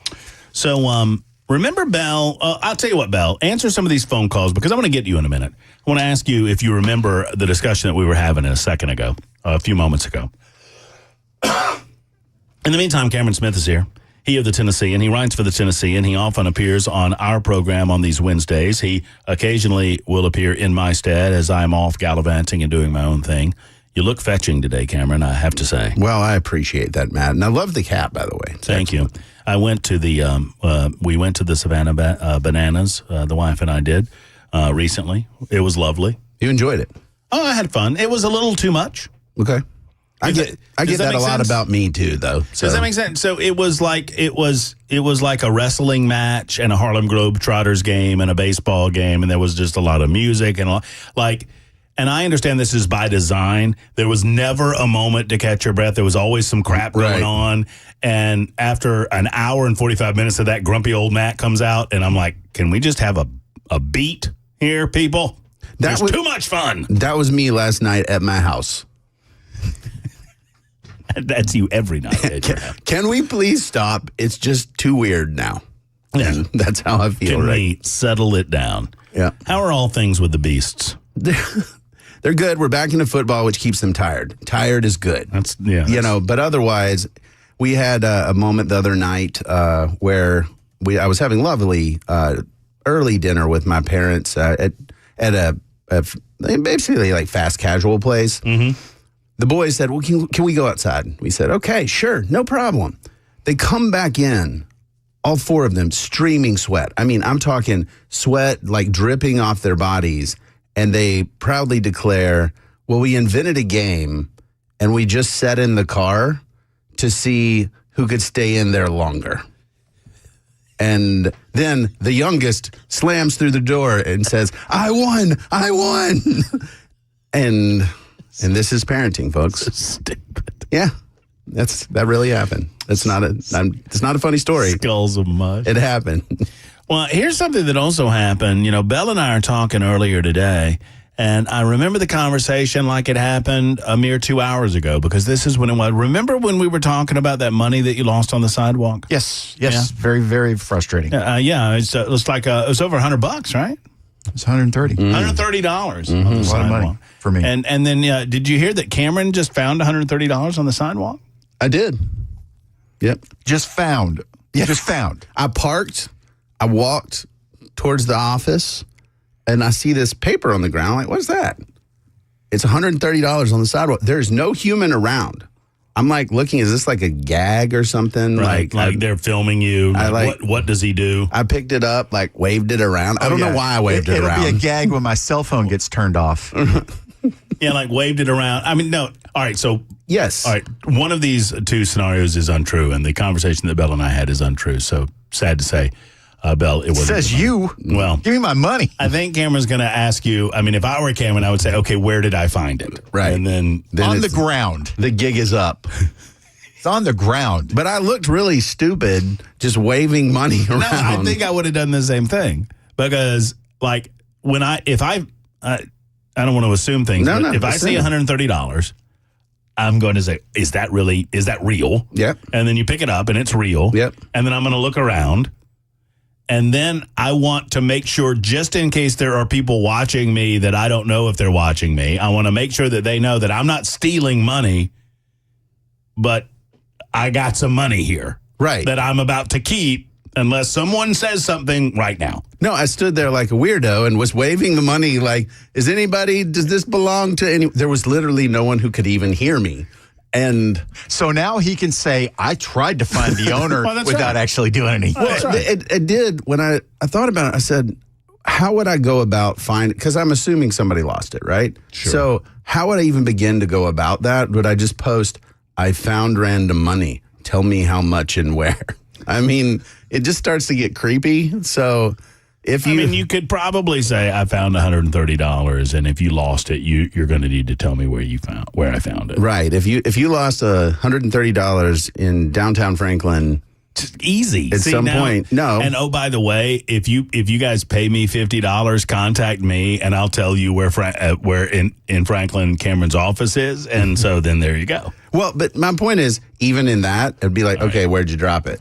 And there's and if I knew exactly where I dropped it, then I wouldn't have lost it. Right. The whole point is I dropped it without knowing. Which reminds me about like my own cash. Like if I drop cash somewhere, I guess I don't have any like return to owner on it or anything. It just so. You ever lost cash? Mm-hmm. I lost the most expensive thing I ever lost is I had a Nikon camera in a bag that I left in a parking lot and it vanished. Oh. It was like $1,000. It was.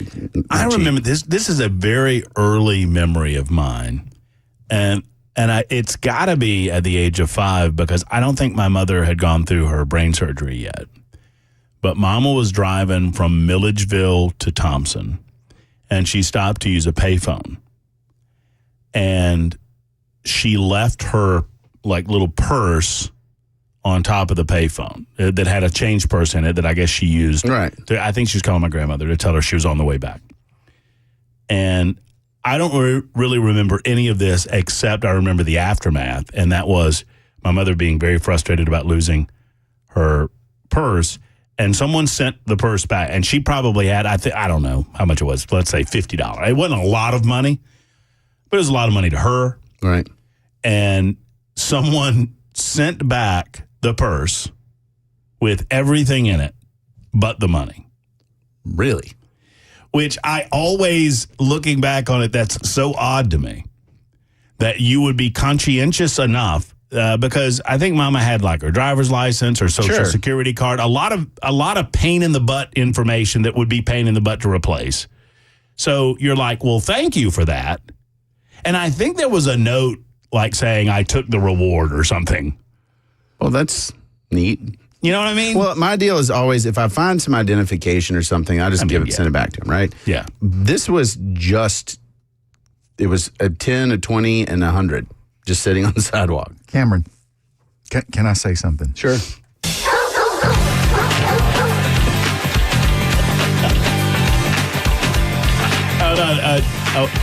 Wait till he gets to the vocals. We can make up new lyrics. You remember James Addiction? Yeah. Yeah? Ready? Cameron's Wisconsin! In Franklin, Tennessee!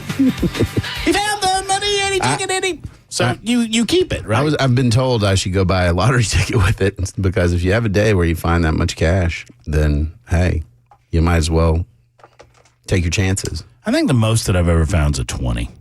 I don't think I've ever gotten to $130. Yeah, I was like, what? That? Hey, if you're listening and you've lost $130, give us a call. Particularly if it's your kid. Because I am very sympathetic to that like kids, but why does your kid have $130? Like, what's going on? That's a salesperson who just dropped their walking around cash. Well, no, that's Franklin, Tennessee money right there. That's like a $5. Mount Juliet, that's like a $5 bill. Somebody's going through their pants going, oh, well. I would have expected if they used it to like pick up dog poop or something, but like, no, it was just sitting there. It was clean. Well, congratulations. That's nice. What are you going to do with the money? You should, take the beast I'll do out. something fun. You can give them like half, with your boys, you can give them like half a meal with $130. Oh, no. We cannot go out for less than $100. Just forget it. Have you been following this? And maybe you've had to sign them. We just had Sapicki on. Yeah. Have you been following this parental consent stuff? Yeah. What is your reality in Nolansville? What did you have to do at the beginning of the school year? We got forms out the yin yang, and my wife and I were like, okay, sure, do whatever you want. Like, just keep them alive. And that's it. Was to your memory, was it specific? Like, this is a form that seems to be fairly specific, right? Yeah. Like, it's like you can do medical stuff, but it doesn't really bring up any emotional or mental stuff. It feels like, and I'm not one to suggest that the General Assembly would do something just to be performative in its nature. What? I know. It feels like this was a problem in search of a solution. I agree. Because, okay, fine. If I drop my son off as a boy and he comes back a girl, I got some questions. Yeah, we're going to talk. We're going to have some conversation. But if it's you gave him Tylenol or whatever, I guess people really care about that. I don't. Like, I don't know what we're worried is going to happen. Like, it feels like the alternative is that every time my child has any medical issue whatsoever, I'm getting a telephone call. And I would probably, as a parent, want to avoid that if possible. Yeah. The stuff that we've seen, if your kids are getting dismembered at school, it's not a safe environment. Usually we're talking bumps, bruises, scratches, stuff like that, maybe a headache. Or sniffles or a headache or whatever. Like, they go to the nurse and they sit there until you go and pick them up. That's usually what ends up happening if they're really sick. But I understand. Look, parental rights matter to me. I want you to raise your kid in the manner that you see fit because you're the one that's responsible for them. But I'm not really upset about any of that stuff. Like, I don't know that there's anything that the school would do that I would be like, how dare you? Well, and I asked Sapicki the question, and it did not, in his defense, it did not go through education. It went through judicial for some reason, although it clearly seems like an education bill. It went through, some are saying that it went through judicial so certain senators would get credit for it, but whatever. That's neither here nor there. Feral hell. That said, the unintended consequence of this potentially for me, there, believe it or not, are kids that have abusive home lives. Yes. And what I don't want to do, and Scott said we have to clean this up because apparently there's no cleanup currently, is prevent a school system from identifying a potential abusive situation and not being able to talk to the kid about it because they have to get consent from the very people who might be the abusers. Yeah.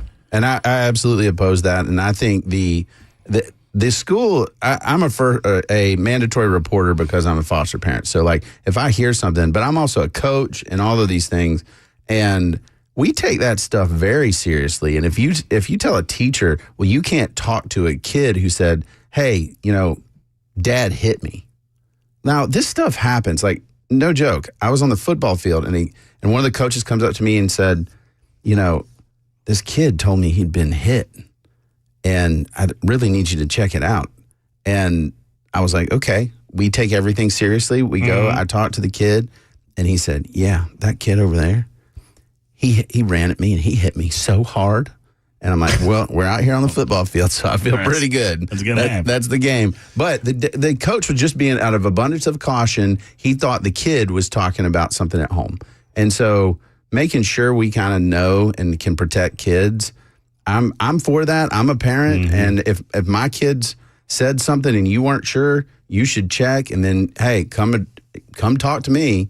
But like this idea that we can't be reasonable, that's one of the best things that DCS has what's called the reasonable parent standard, which is you can do what a reasonable parent in like circumstances would do in making decisions, right? So it's a liberating thing that keeps you away from bureaucracy and enables you to be an effective parent. I think we need the same thing in schools. 52 after the hour, Cameron Smith officially begins his sit-down with us. We're going to talk presidential politics in a moment. I will find a way to yell at Cameron about what's going on with the presidential race. Do it. We'll figure that out next on Super Talk 90. And your calls with Lindsay and Jimmy. And are we calling line? Is that a commentary on Line 5 or is that Line 5's name? That's a commentary? That's their name? Name. The name that Line 5 gave you was useless. Correct. No, I'm saying the name was useless. Correct. It was without use. Correct. Could be Ulysses. No. You checked. Yes. And it's useless. Correct.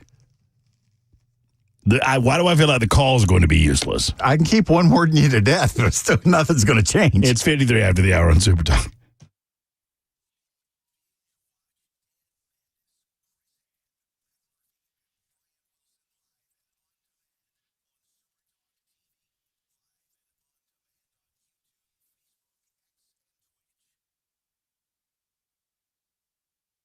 Hey, folks, Matt Murphy here for PAI Medical and the We Grow Hair people. Well, you know that I'm growing my hair, right? I've had the Locks for Trump deal going on for 165 days now as I grow out my hair until Election Day 2024. Well, I couldn't do it without the good people of We Grow Hair. You know, I noticed, or I wanted to make sure, because I had a little crown issue going on, and I wanted to make sure that I was A-okay in terms of hair loss.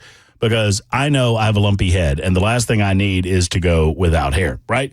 So I went to the folks at We Grow Hair, all the great team over there, and I said, what's going on? And they said, well, you know, we've noticed that there's a little bit of thinning going on. Not a lot, but a little bit of thinning going on. We want to make sure that that doesn't continue. So to make my hair thicker and fuller and to prevent any further hair loss, I went through the FDA-approved laser treatment. You can have this as well in your stable. If you contact We Grow Hair at WeGrowHair.com, I've got a phone number for you as well for a free consultation. But if you're a little further along, if you've noticed hair loss, if you've been losing your hair for a while, We Grow Hair is the only clinic in Nashville with all of the proven medical solutions. They have their trademarked procedures like the multi-unit hair grafting procedure and the ARTIS robotic FUE hair transplant procedure. This is guaranteed results, friends. Call today, 615-376-6010, 376-6010, or WeGrowHair.com.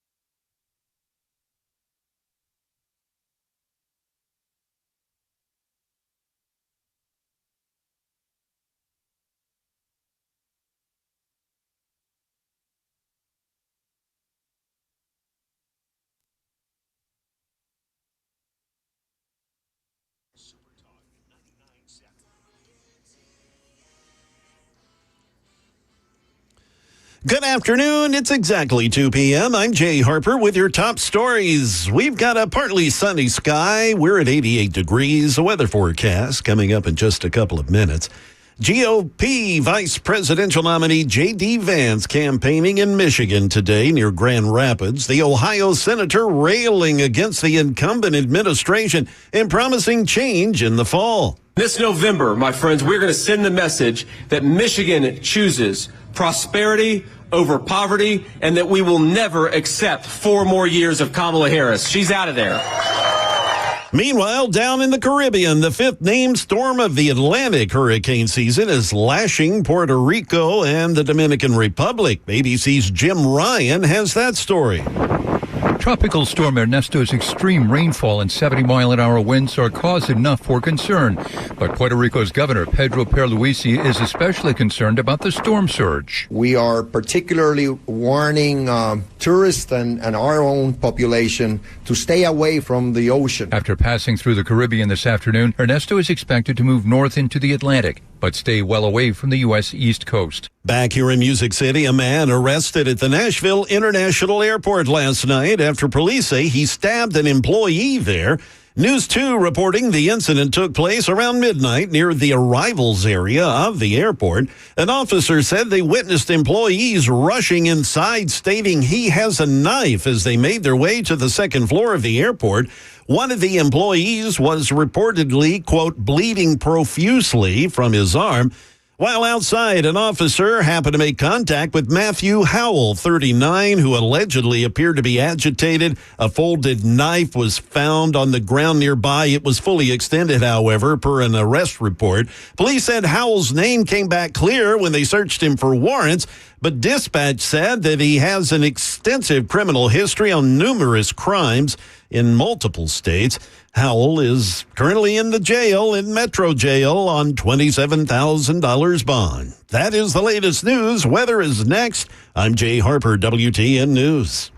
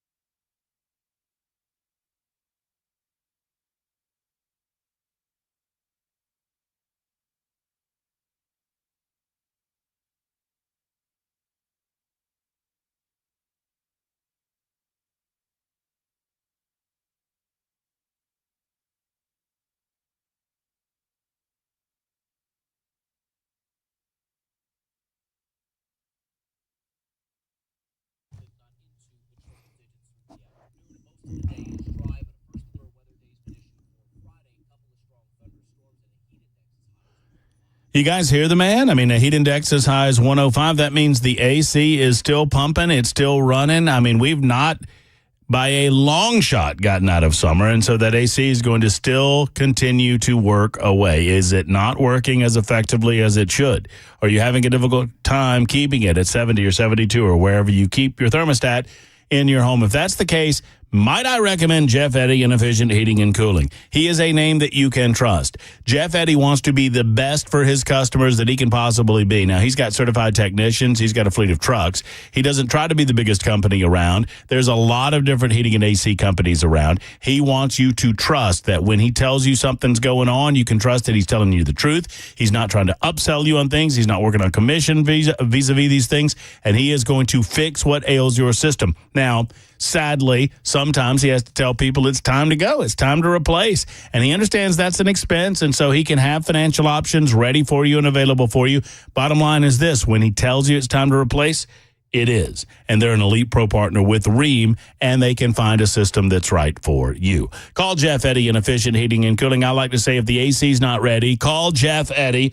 EfficientHVAC.net, or here's the number, 615-784-4424, 784-4424 for Efficient.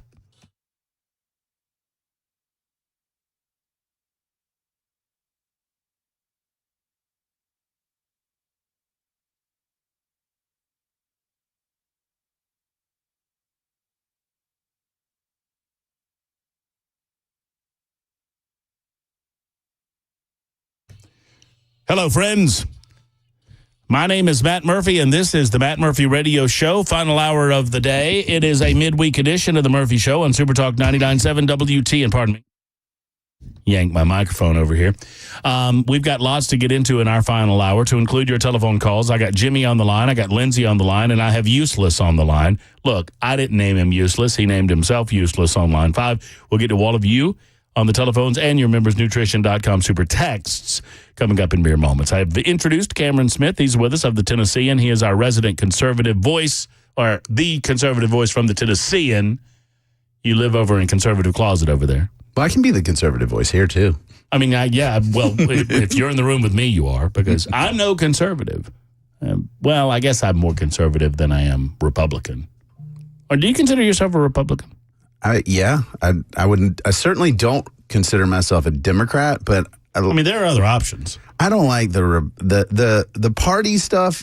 Just makes me kind of And one's an ideological position on issues, and I'm much more in line with conservative positions, although I go far afield, which is why I consider myself a libertarian. But the libertarians are kind of crazy too. So. Yeah, maybe we just all are. Maybe so. It's crazy times during the presidential election. Are you one of these folks, Cameron, that say that Donald Trump is off his game, off message since Kamala Harris has come on board as the presumptive nominee? Well, it's probably a little distracting to have the candidate you were running your campaign against replaced forcefully by the Democratic elite. But, yeah, I do think that he was crushing it in terms of his message. It was withering to Joe Biden to basically have to explain immigration, inflation, and foreign wars on a loop. And I would make Harris do the same thing. And right now, he just seems like he's firing off the cuff, which he does from time to time. When Joe Biden did not appear before the cameras, when Joe Biden was not doing sit-down interviews, when Joe Biden was absent, we all assumed we knew why that was.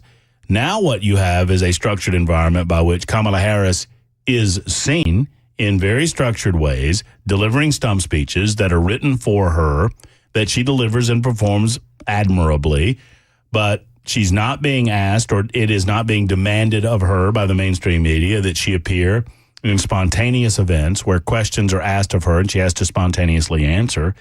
Is this a winning strategy? Yes.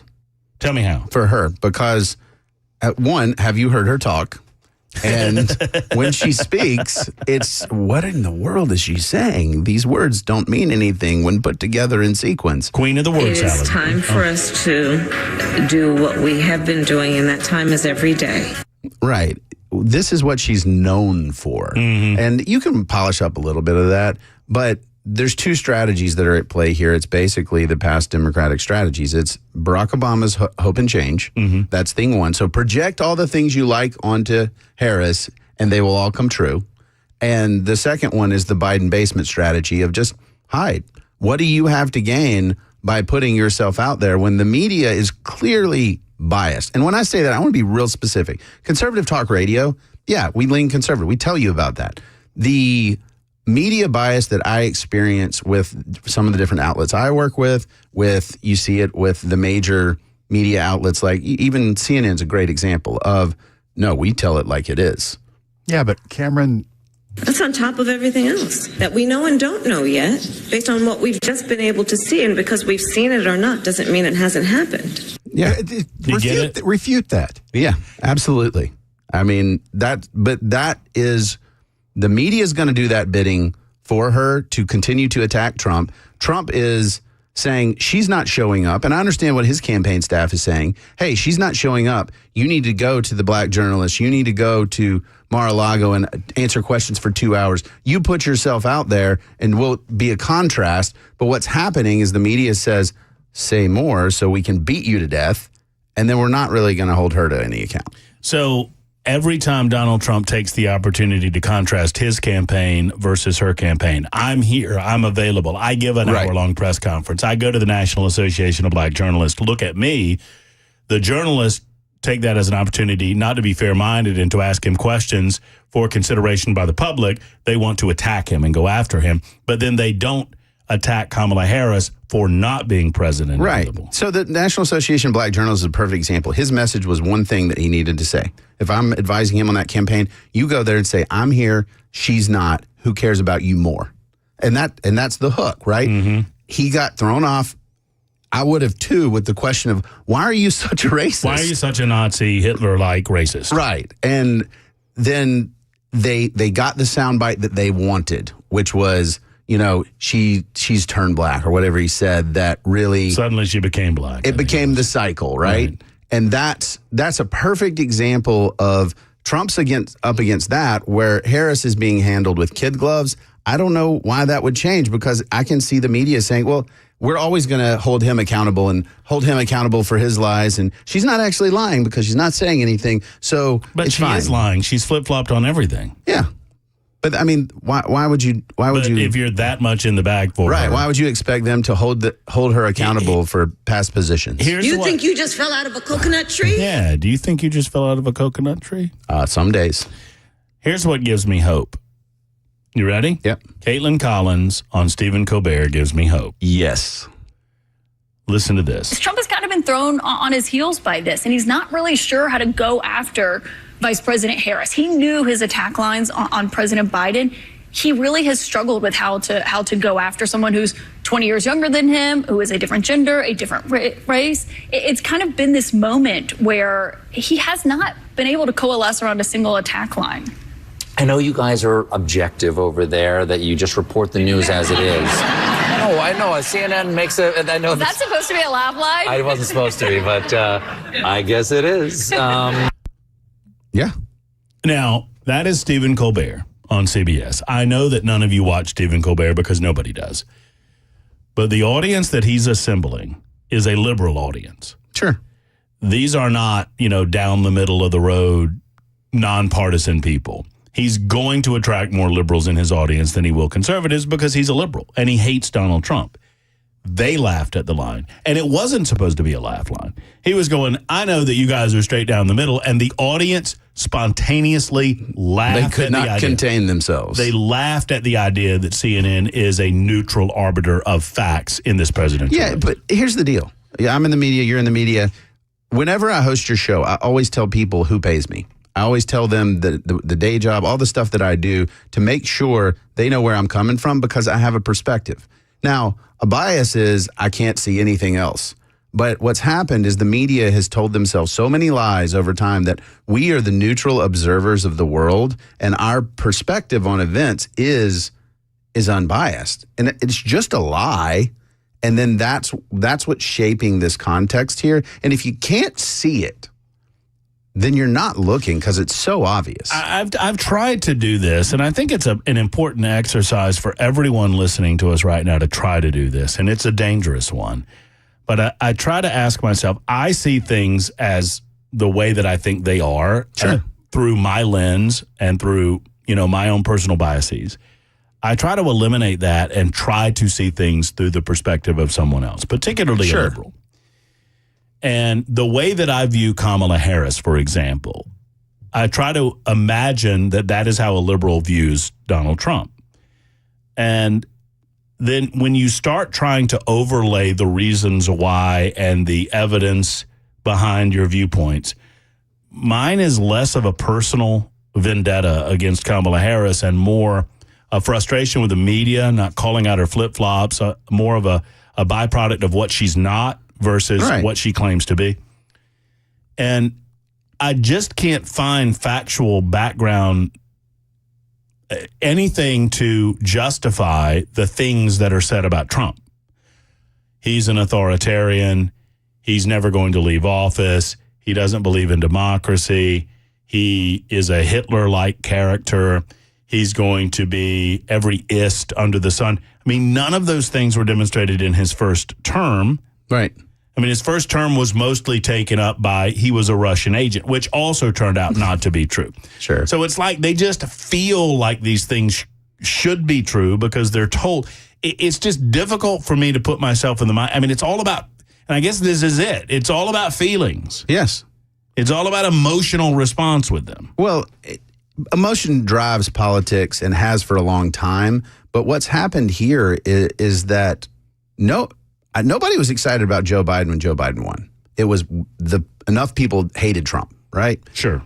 This is basically the same thing because we talked about it off air, but I looked for, well, what are her accomplishments? What's the rallying point around her that it's just, this is the Democratic future that I want? And it's not there. She's an acceptable host for the anti-Trumpness. So, and Joe Biden became an unacceptable host because he could not perform the duties of the host body. Yeah, he was going to lose. Right? So the same people that would self-describe as liberal, who accepted the premise that the reason we have to go with Joe here is because Kamala is the natural choice and she's, boy, look at this. This is pretty bad. Those same people that were accepting of that 3 months ago are now claiming to themselves, not to me, to themselves that they never thought that they never thought that she was bad news, that they never thought that she didn't accomplish. Now that they have convinced themselves that she's the awesomest of the, I mean, maybe they haven't. They're just lying. I don't know. Well, I do. That there's not much there to work with, so you can kind of project and say, oh, here's things I like, and she's for those things. Cool. But I don't see based on substance that she's somebody. I do, and you and I've talked back and forth about this, but I think Trump is a flawed candidate. I think that the fact it was close initially with Joe Biden says that, right? Joe Biden's a terrible candidate.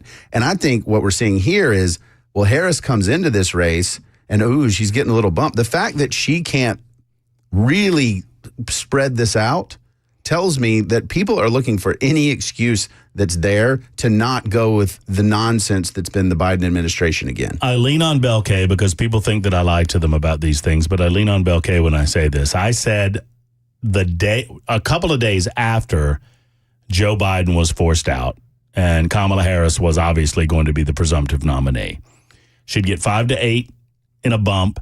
That rise would last until after the convention. Sure. Because the media is not, they are coronating her. They have no interest in tearing her down before her coronation happens. Thank you. The reclamation of candidate 0 being the number of votes she's ever received for president of the United States of America to this day, August 14, 2024. So that's going to continue. But I do believe that after the coronation ceremony, after the DNC, which will just be disgusting next week. I mean, it'll just be a slobber fest. Yeah. I have to believe, and maybe I'm wrong, that the media will begin to tire of this, I don't have to talk to you people, you're useful to me, but beneath me in terms of my usefulness to you. Right? I feel like even the CNNs and the CBSs and the ABCs, maybe I'm wrong. And if I'm wrong, then, you might be in trouble if you can't reach beyond that messaging. But here's a controlled series of sit-downs after her biggest liability point, and you and I talked about it, is the debate. She's going to debate Trump. We'll see how that goes. But she'll absolutely go to some very controlled Q&As with some media personalities. She's not going to sit in front of Peter Doocy and say, hey, grill me. No, but do you think that there's a moment? I mean, look at the Lester Holt moment, for example, where, occasionally these propaganda machines happen upon real journalism. And Lester Holt, when, she's VP, and he's like, well, what, you're the head of the border. I don't think he said border czar, but he's like, you've been, Joe Biden has created this for you. He's put this on your plate. What have you done to handle it? And she goes like, blah, blah, blah. And he goes, have you been to the border? Well, no. Well, are you planning on going to the border? Right. And that was a moment that, it's a pretty obvious point for most of us, but I don't expect the journalists are going to do that to her moving forward because they hate Trump so much. Right. That's the alternative. Well, I could hold her accountable and ask her to show why she's capable of being the leader of the free world. But, hey, I really hate this guy and believe he's not capable. So I guess, I don't want to upend my chances here. All right, listen to this real quick, and I know we have a break to take, Bell, and we'll get to it in a moment, and we'll get to Useless. You know what? I tell you what, I'm going to hold off on this because I want to hear from Useless because his name intrigues me. Okay. Hello, Useless. How are you? I'm good, man. How y'all doing? Well, I'm doing great. You're Useless. I am. Oh, how did you come upon? Well, I drive a dump truck, and I've had that nickname, CB Handle, whatever you want to call it, for probably 30 years. Wow. I'm 59 now, and there's a lot of people around Middle Tennessee that's all they know me by. Well, should I call you Useless or Mr. Useless or what? Just Useless. Okay. Well, very good. Well, what's on your mind, Useless? Well, I called because you was talking about Cameron finding the money earlier. Mm-hmm. Well, when I was little, me and my parents went to the Memphis Zoo. I'm walking down the little sidewalk thing, and I look down there. Sure enough, there's a $100 bill folded up. I was all excited. I don't know. I was probably 8, 9, 10 years old, maybe. And I run over to my mom. I said, "Hey, Mom, look what I found. Look what I found." You know what she made me do, or what she done? What? Put it back? She give it to the zookeeper. What? The zookeeper? What? Well, it was one of the zookeepers. Yeah. Why would an she? Employee. Why would she do that? I don't know, but I was mad. I would have been too. Mama, why'd you do that? I thought you were going to say she made you put it back. Or she gave it to a bear. Well, she might as well, you know. Oh, man. No. You look around, you maybe, and thank you, Useless, for the call. You maybe declare fairly loudly, hey, did you verbalize it at all? Yeah. Did you say, hey, has anyone lost any money? After the fact, I felt insane because I was waving money around like, hey, did anybody drop this? And I'm talking to no one. Mm-hmm. And it was great. But you felt better when you put it in your pocket, right? Yeah, I did. You gave an effort. And I literally carried it into the office, not in my pocket, just in case anybody saw me carrying money and would be like, that's actually mine. And I would have been like, okay, fine. But nobody did. I mean, if somebody said that to you, would you have just given it to them? I would have asked them some questions, but like, hey, did you just lose this? Yes, I did. I didn't really get that far. It just occurred to me I should be very loud and somehow hold the money out to create a scenario where I could have easily been victimized. It's pretty good. Mr. Jimmy will get to you momentarily. Plus, Jim Acosta's had a belly full of it. Mm-hmm. CNN Jim Acosta, he went after the Harris campaign for not answering questions. We'll tell you what that sounded like in just a moment. 224 on Super Talk.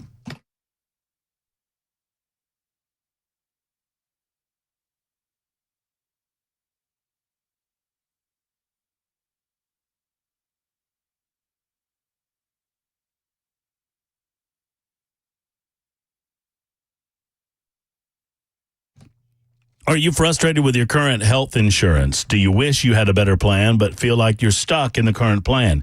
Perhaps you get it through your employer and you don't believe that there are options out there. Well, let me tell you, I want you to dispel yourself of all of these myths by calling Pat Davis. He is your healthcare concierge. He calls himself Your Health Plan Man, and he is at yourhealthplanman.com. Yourhealthplanman.com. Do you have COBRA? Or do you have an expensive plan through work? Do you know that there are conservative plans available for you that don't cover things like abortion or other things that are required under Obamacare? You heard me right. If you are, for example, 60 years old and you no longer want to pay for maternity coverage, there are plans available for you that don't require all of that. Plus, if you're tired of paying for years of dental insurance only to have a small percentage of coverage for major things, and if you feel like dental insurance just works that way, trust me when I tell you, Pat Davis can provide you a better alternative that can pay up to 100% with no gimmicks involved. Please go to yourhealthplanman.com to find out more. That's yourhealthplanman.com. And then call 855-4PLAN-MAN, 855-475-2662, and talk to Pat and his team. They'll treat you better, and they'll get you the plan that's right for you at yourhealthplanman.com.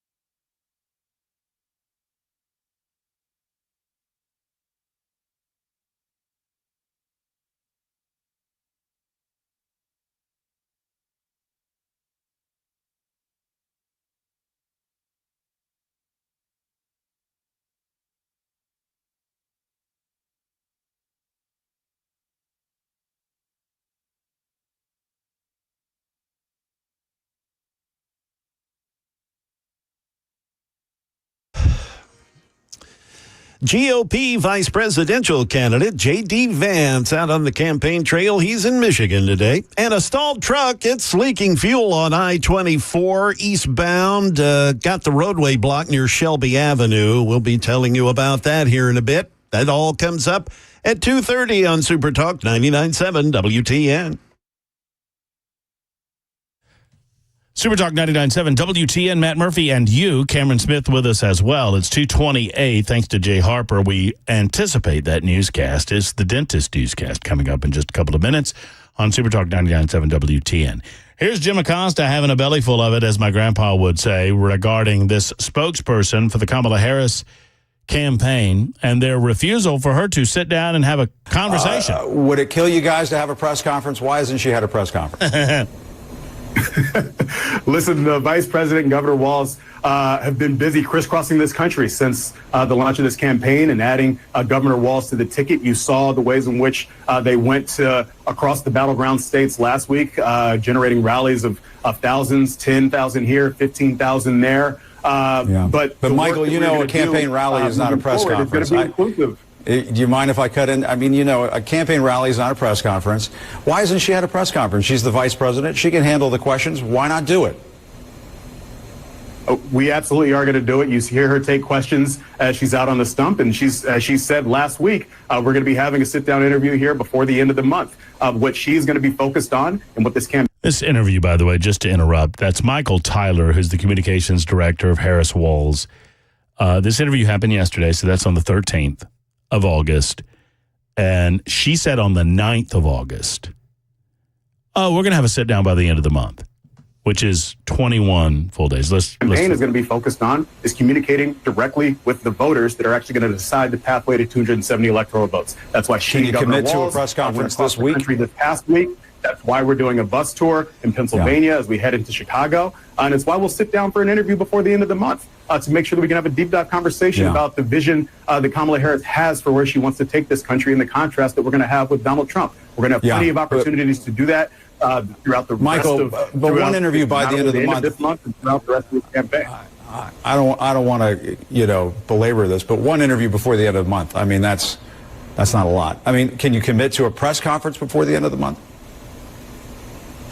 We will commit to directly engage with the voters that are actually going to decide this election, and that is going to be complete with rallies, with sit-down interviews. It's such a non-answer. We will commit to continuing to doing what we're doing, and Matt, you just shut up. He's speaking. I'm speaking. That's in politics what we call a pivot. So the answer was no, and you decided to come up with a blah. So is there a chance that they make this such a big deal, this one sit-down interview? The only chance that we have of a breakthrough moment like the Lester Holt thing that I'm talking about is they make it such a big deal, whoever gets the opportunity, that they feel like they really have to make the most of the opportunity and consequences be damned. And I don't know that that's going to happen.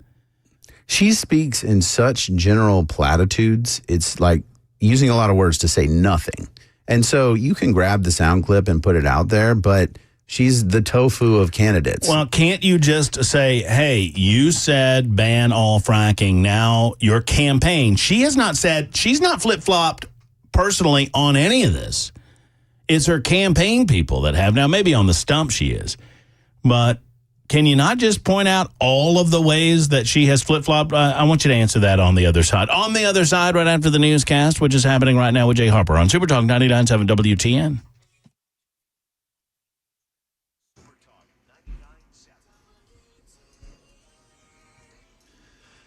Good afternoon. It's 2:31. I'm Jay Harper with your top stories. Partly sunny, 88 degrees. The forecast is coming up. GOV vice presidential nominee J.D. Vance, he's out on the campaign trail today. He's in Michigan near Grand Rapids. The Ohio senator was asked about new government inflation figures. They're just saying it's not going up as fast as it was 3 years ago. That is not a reputation or a record to brag on. That's a record to be ashamed of. Why did it take them so long to get inflation to where it is, and why are prices so high? It's because Kamala Harris failed to do her job. Well, back here in Nashville, commuters, a disabled tractor trailer, it's leaking fuel on I-24 eastbound near the Silliman Evans Bridge, causing as you can imagine, causing a traffic issue. TDOT says that it's disabled and blocking both lanes near exit 50B. So just be aware if you're up in the North Loop, you're going to be sitting there a while. That is the latest news. We've got weather next. I'm Jay Harper, WTN News.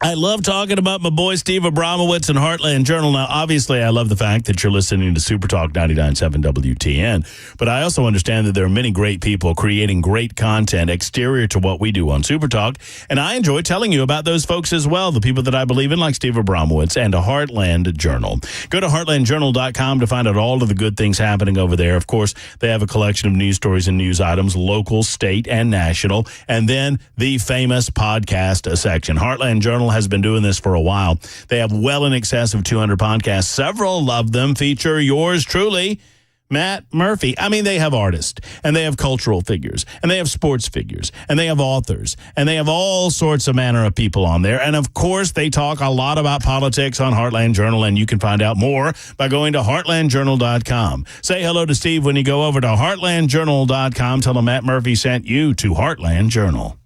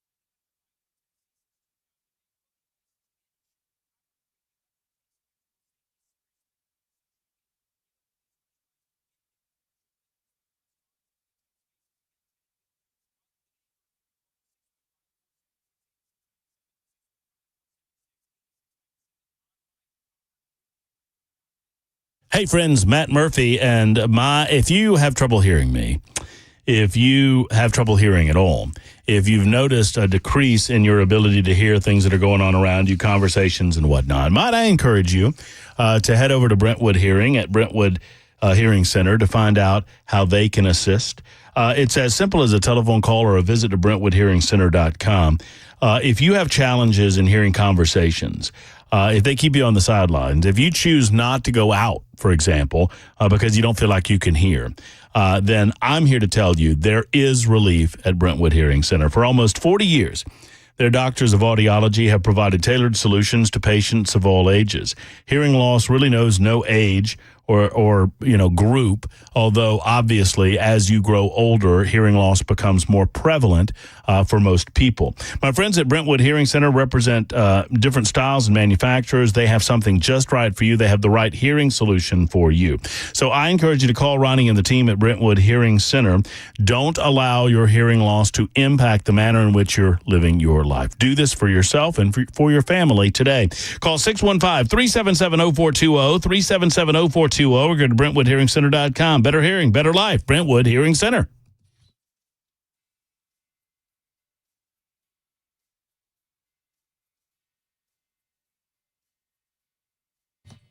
Super Talk 99.7. WTN, Cameron Smith, Matt Murphy. Cruising through a Wednesday edition. Brian Wilson coming up in just a few moments. He'll preview. I'm speaking. Oh, sorry about that. I'm speaking. Yeah. Okay? Mm-hmm. Okay. Kamala Harris is speaking.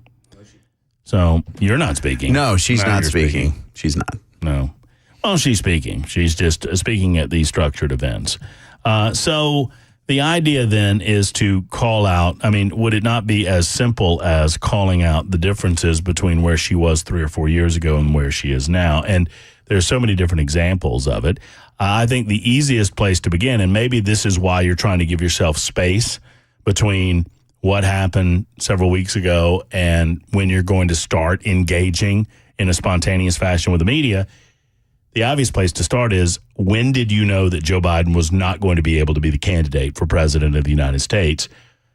How did that become clear to you? Because the incuriosity of the media astounds me, right?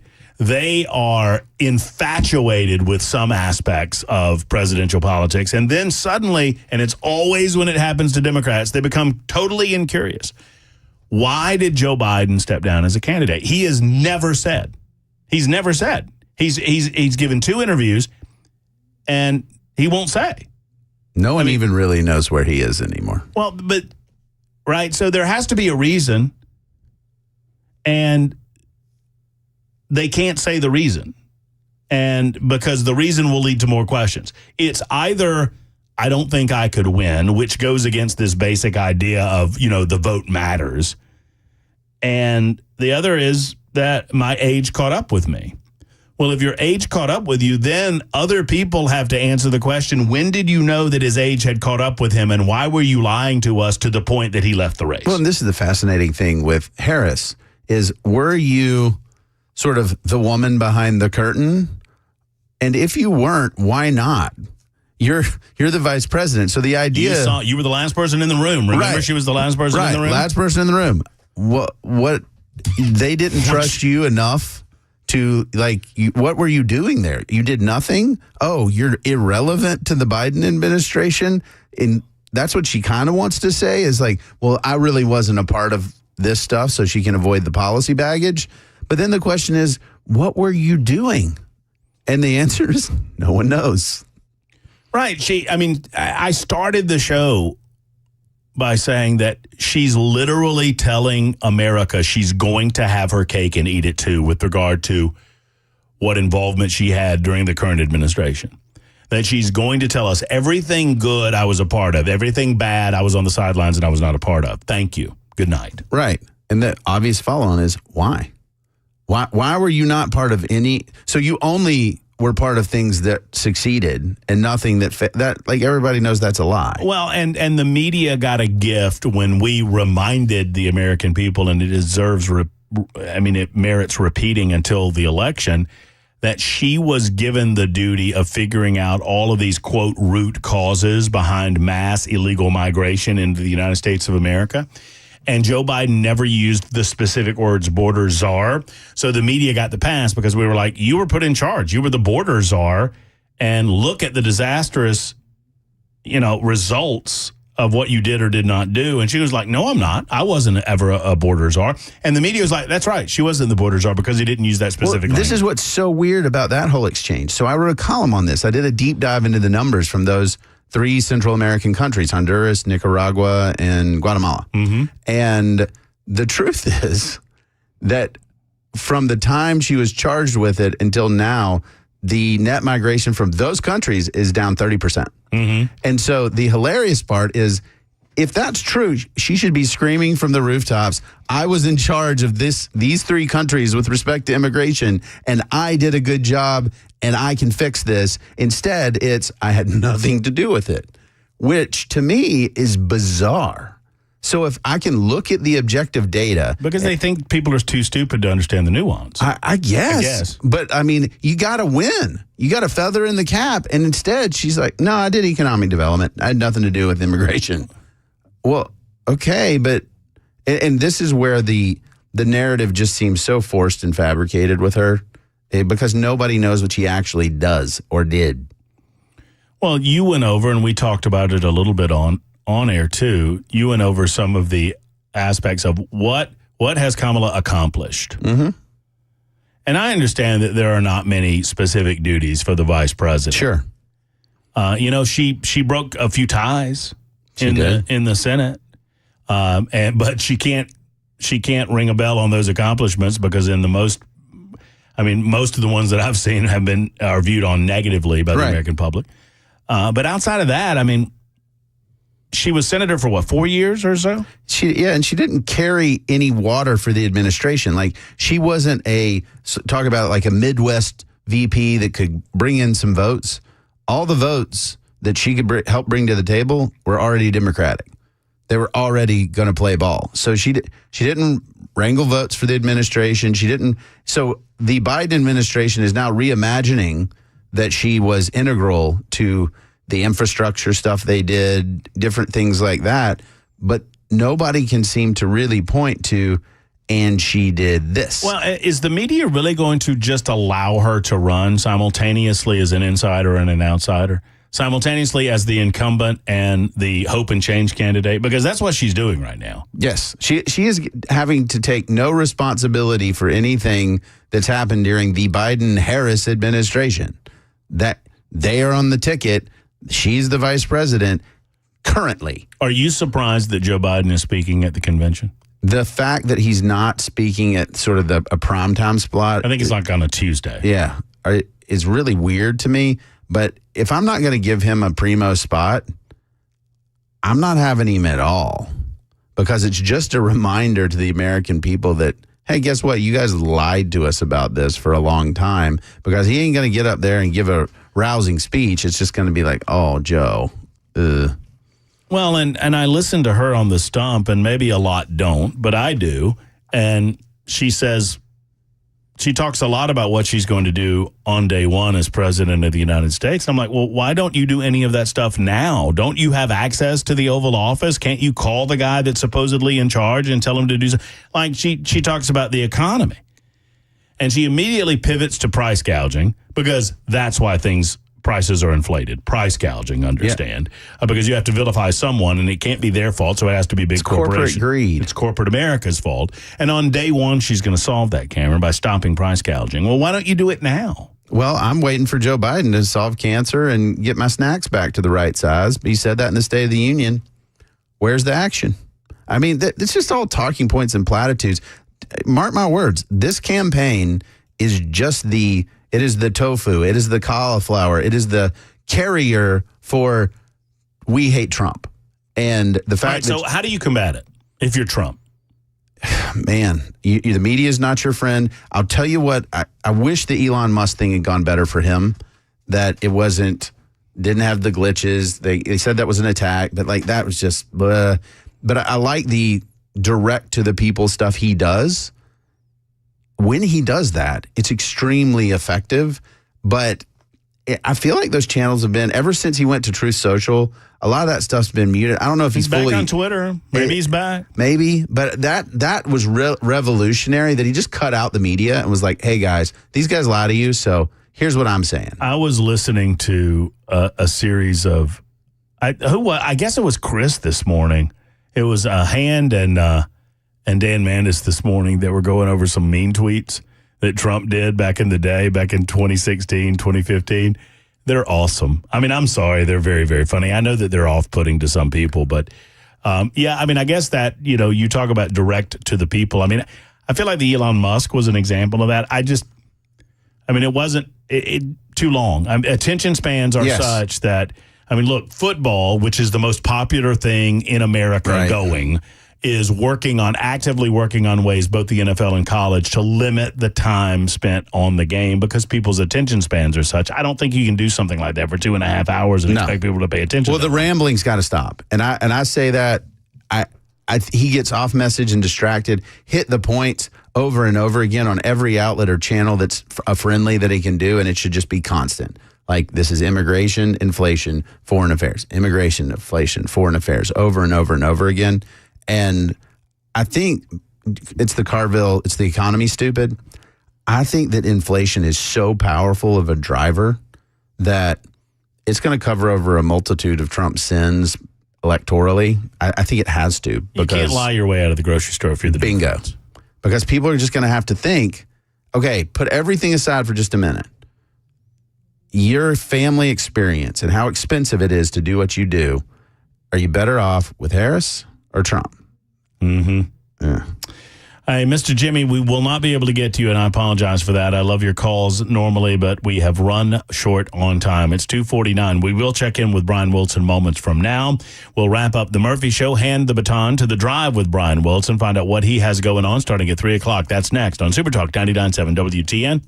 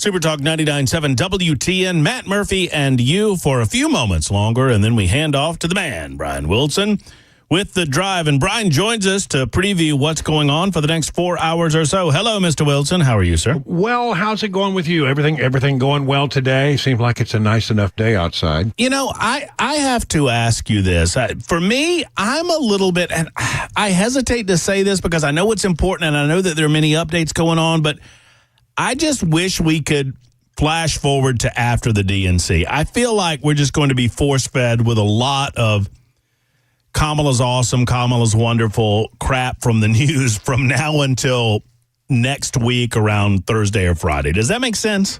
Yeah, listen, we're going to be in for a lot of propaganda, and it'll be unquestioned by the mainstream media. They're not asking the questions they need to ask, and the Democrats are already up to dirty tricks. I mean, honestly, you could describe it as a campaign process or a campaign tactic, but it's a dirty trick where they're now putting out news stories. On the World Wide Web and on your social media, they pop up, you see them, but they're changing the headline of the story. Most people don't even read the body of the story. They just see the headline. Well, the DNC is writing the headline, not the reporter who wrote the story. And it's very deceitful. And it makes everything that's being reported out there look like it's Kamala is all this in a bag of chips, and it's an absolute dirty trick. So we're going to talk about that. But it is another way to look at it. It's fake news that they're putting out there as ads masquerading as news. As in, it's just wrong. And I was looking at some of them earlier, and you're right. And the Google Center claims, well, this is not anything against our policy because it says paid for by Harris for president at somewhere you got to on look hard to find that. Right. And the Harris people are banking on the fact that the folks won't see that. They'll read the headline, absorb the headline, and move on with it. Yeah, listen, I'm not feeling real good about things right now. I got to be honest. I don't want to be Debbie Downer, but I mean, I really think that we need to get buckled up and more seriously focused than we are right now on our side of the equation. There's good news. I mean, J.D. Vance is just killing it out there. He is. I mean, he's hitting exactly, he's in stride. His messaging is solid. He's doing everything exactly right. And I feel like we need to be a little bit more focused with our messaging because right now we're not, and they are, and even if it's not true, they're still focused. So we're going to be talking a little bit about fake news, the Wayback Machine. Even Jim Acosta is saying, when is he going to do an interview? When's he going to do an interview? Come on. The quote is, would it kill you guys to have a press conference? Would it kill you to have a press conference? That's Jim Acosta, ladies and gentlemen. Well, we'll get into all of that. Economic news, some polling data. The whole schmear starts in about, 3 or 4 minutes right after the news. Look for the schmear coming up in just a moment. The schmear is on the way right after Jay Harper and the news, and that's happening right now on Super Talk 99.7 WTN. We'll be back tomorrow, friends. Brian Wilson and The Drive next. Until then, have a great afternoon. Hug your loved ones. So long, everybody.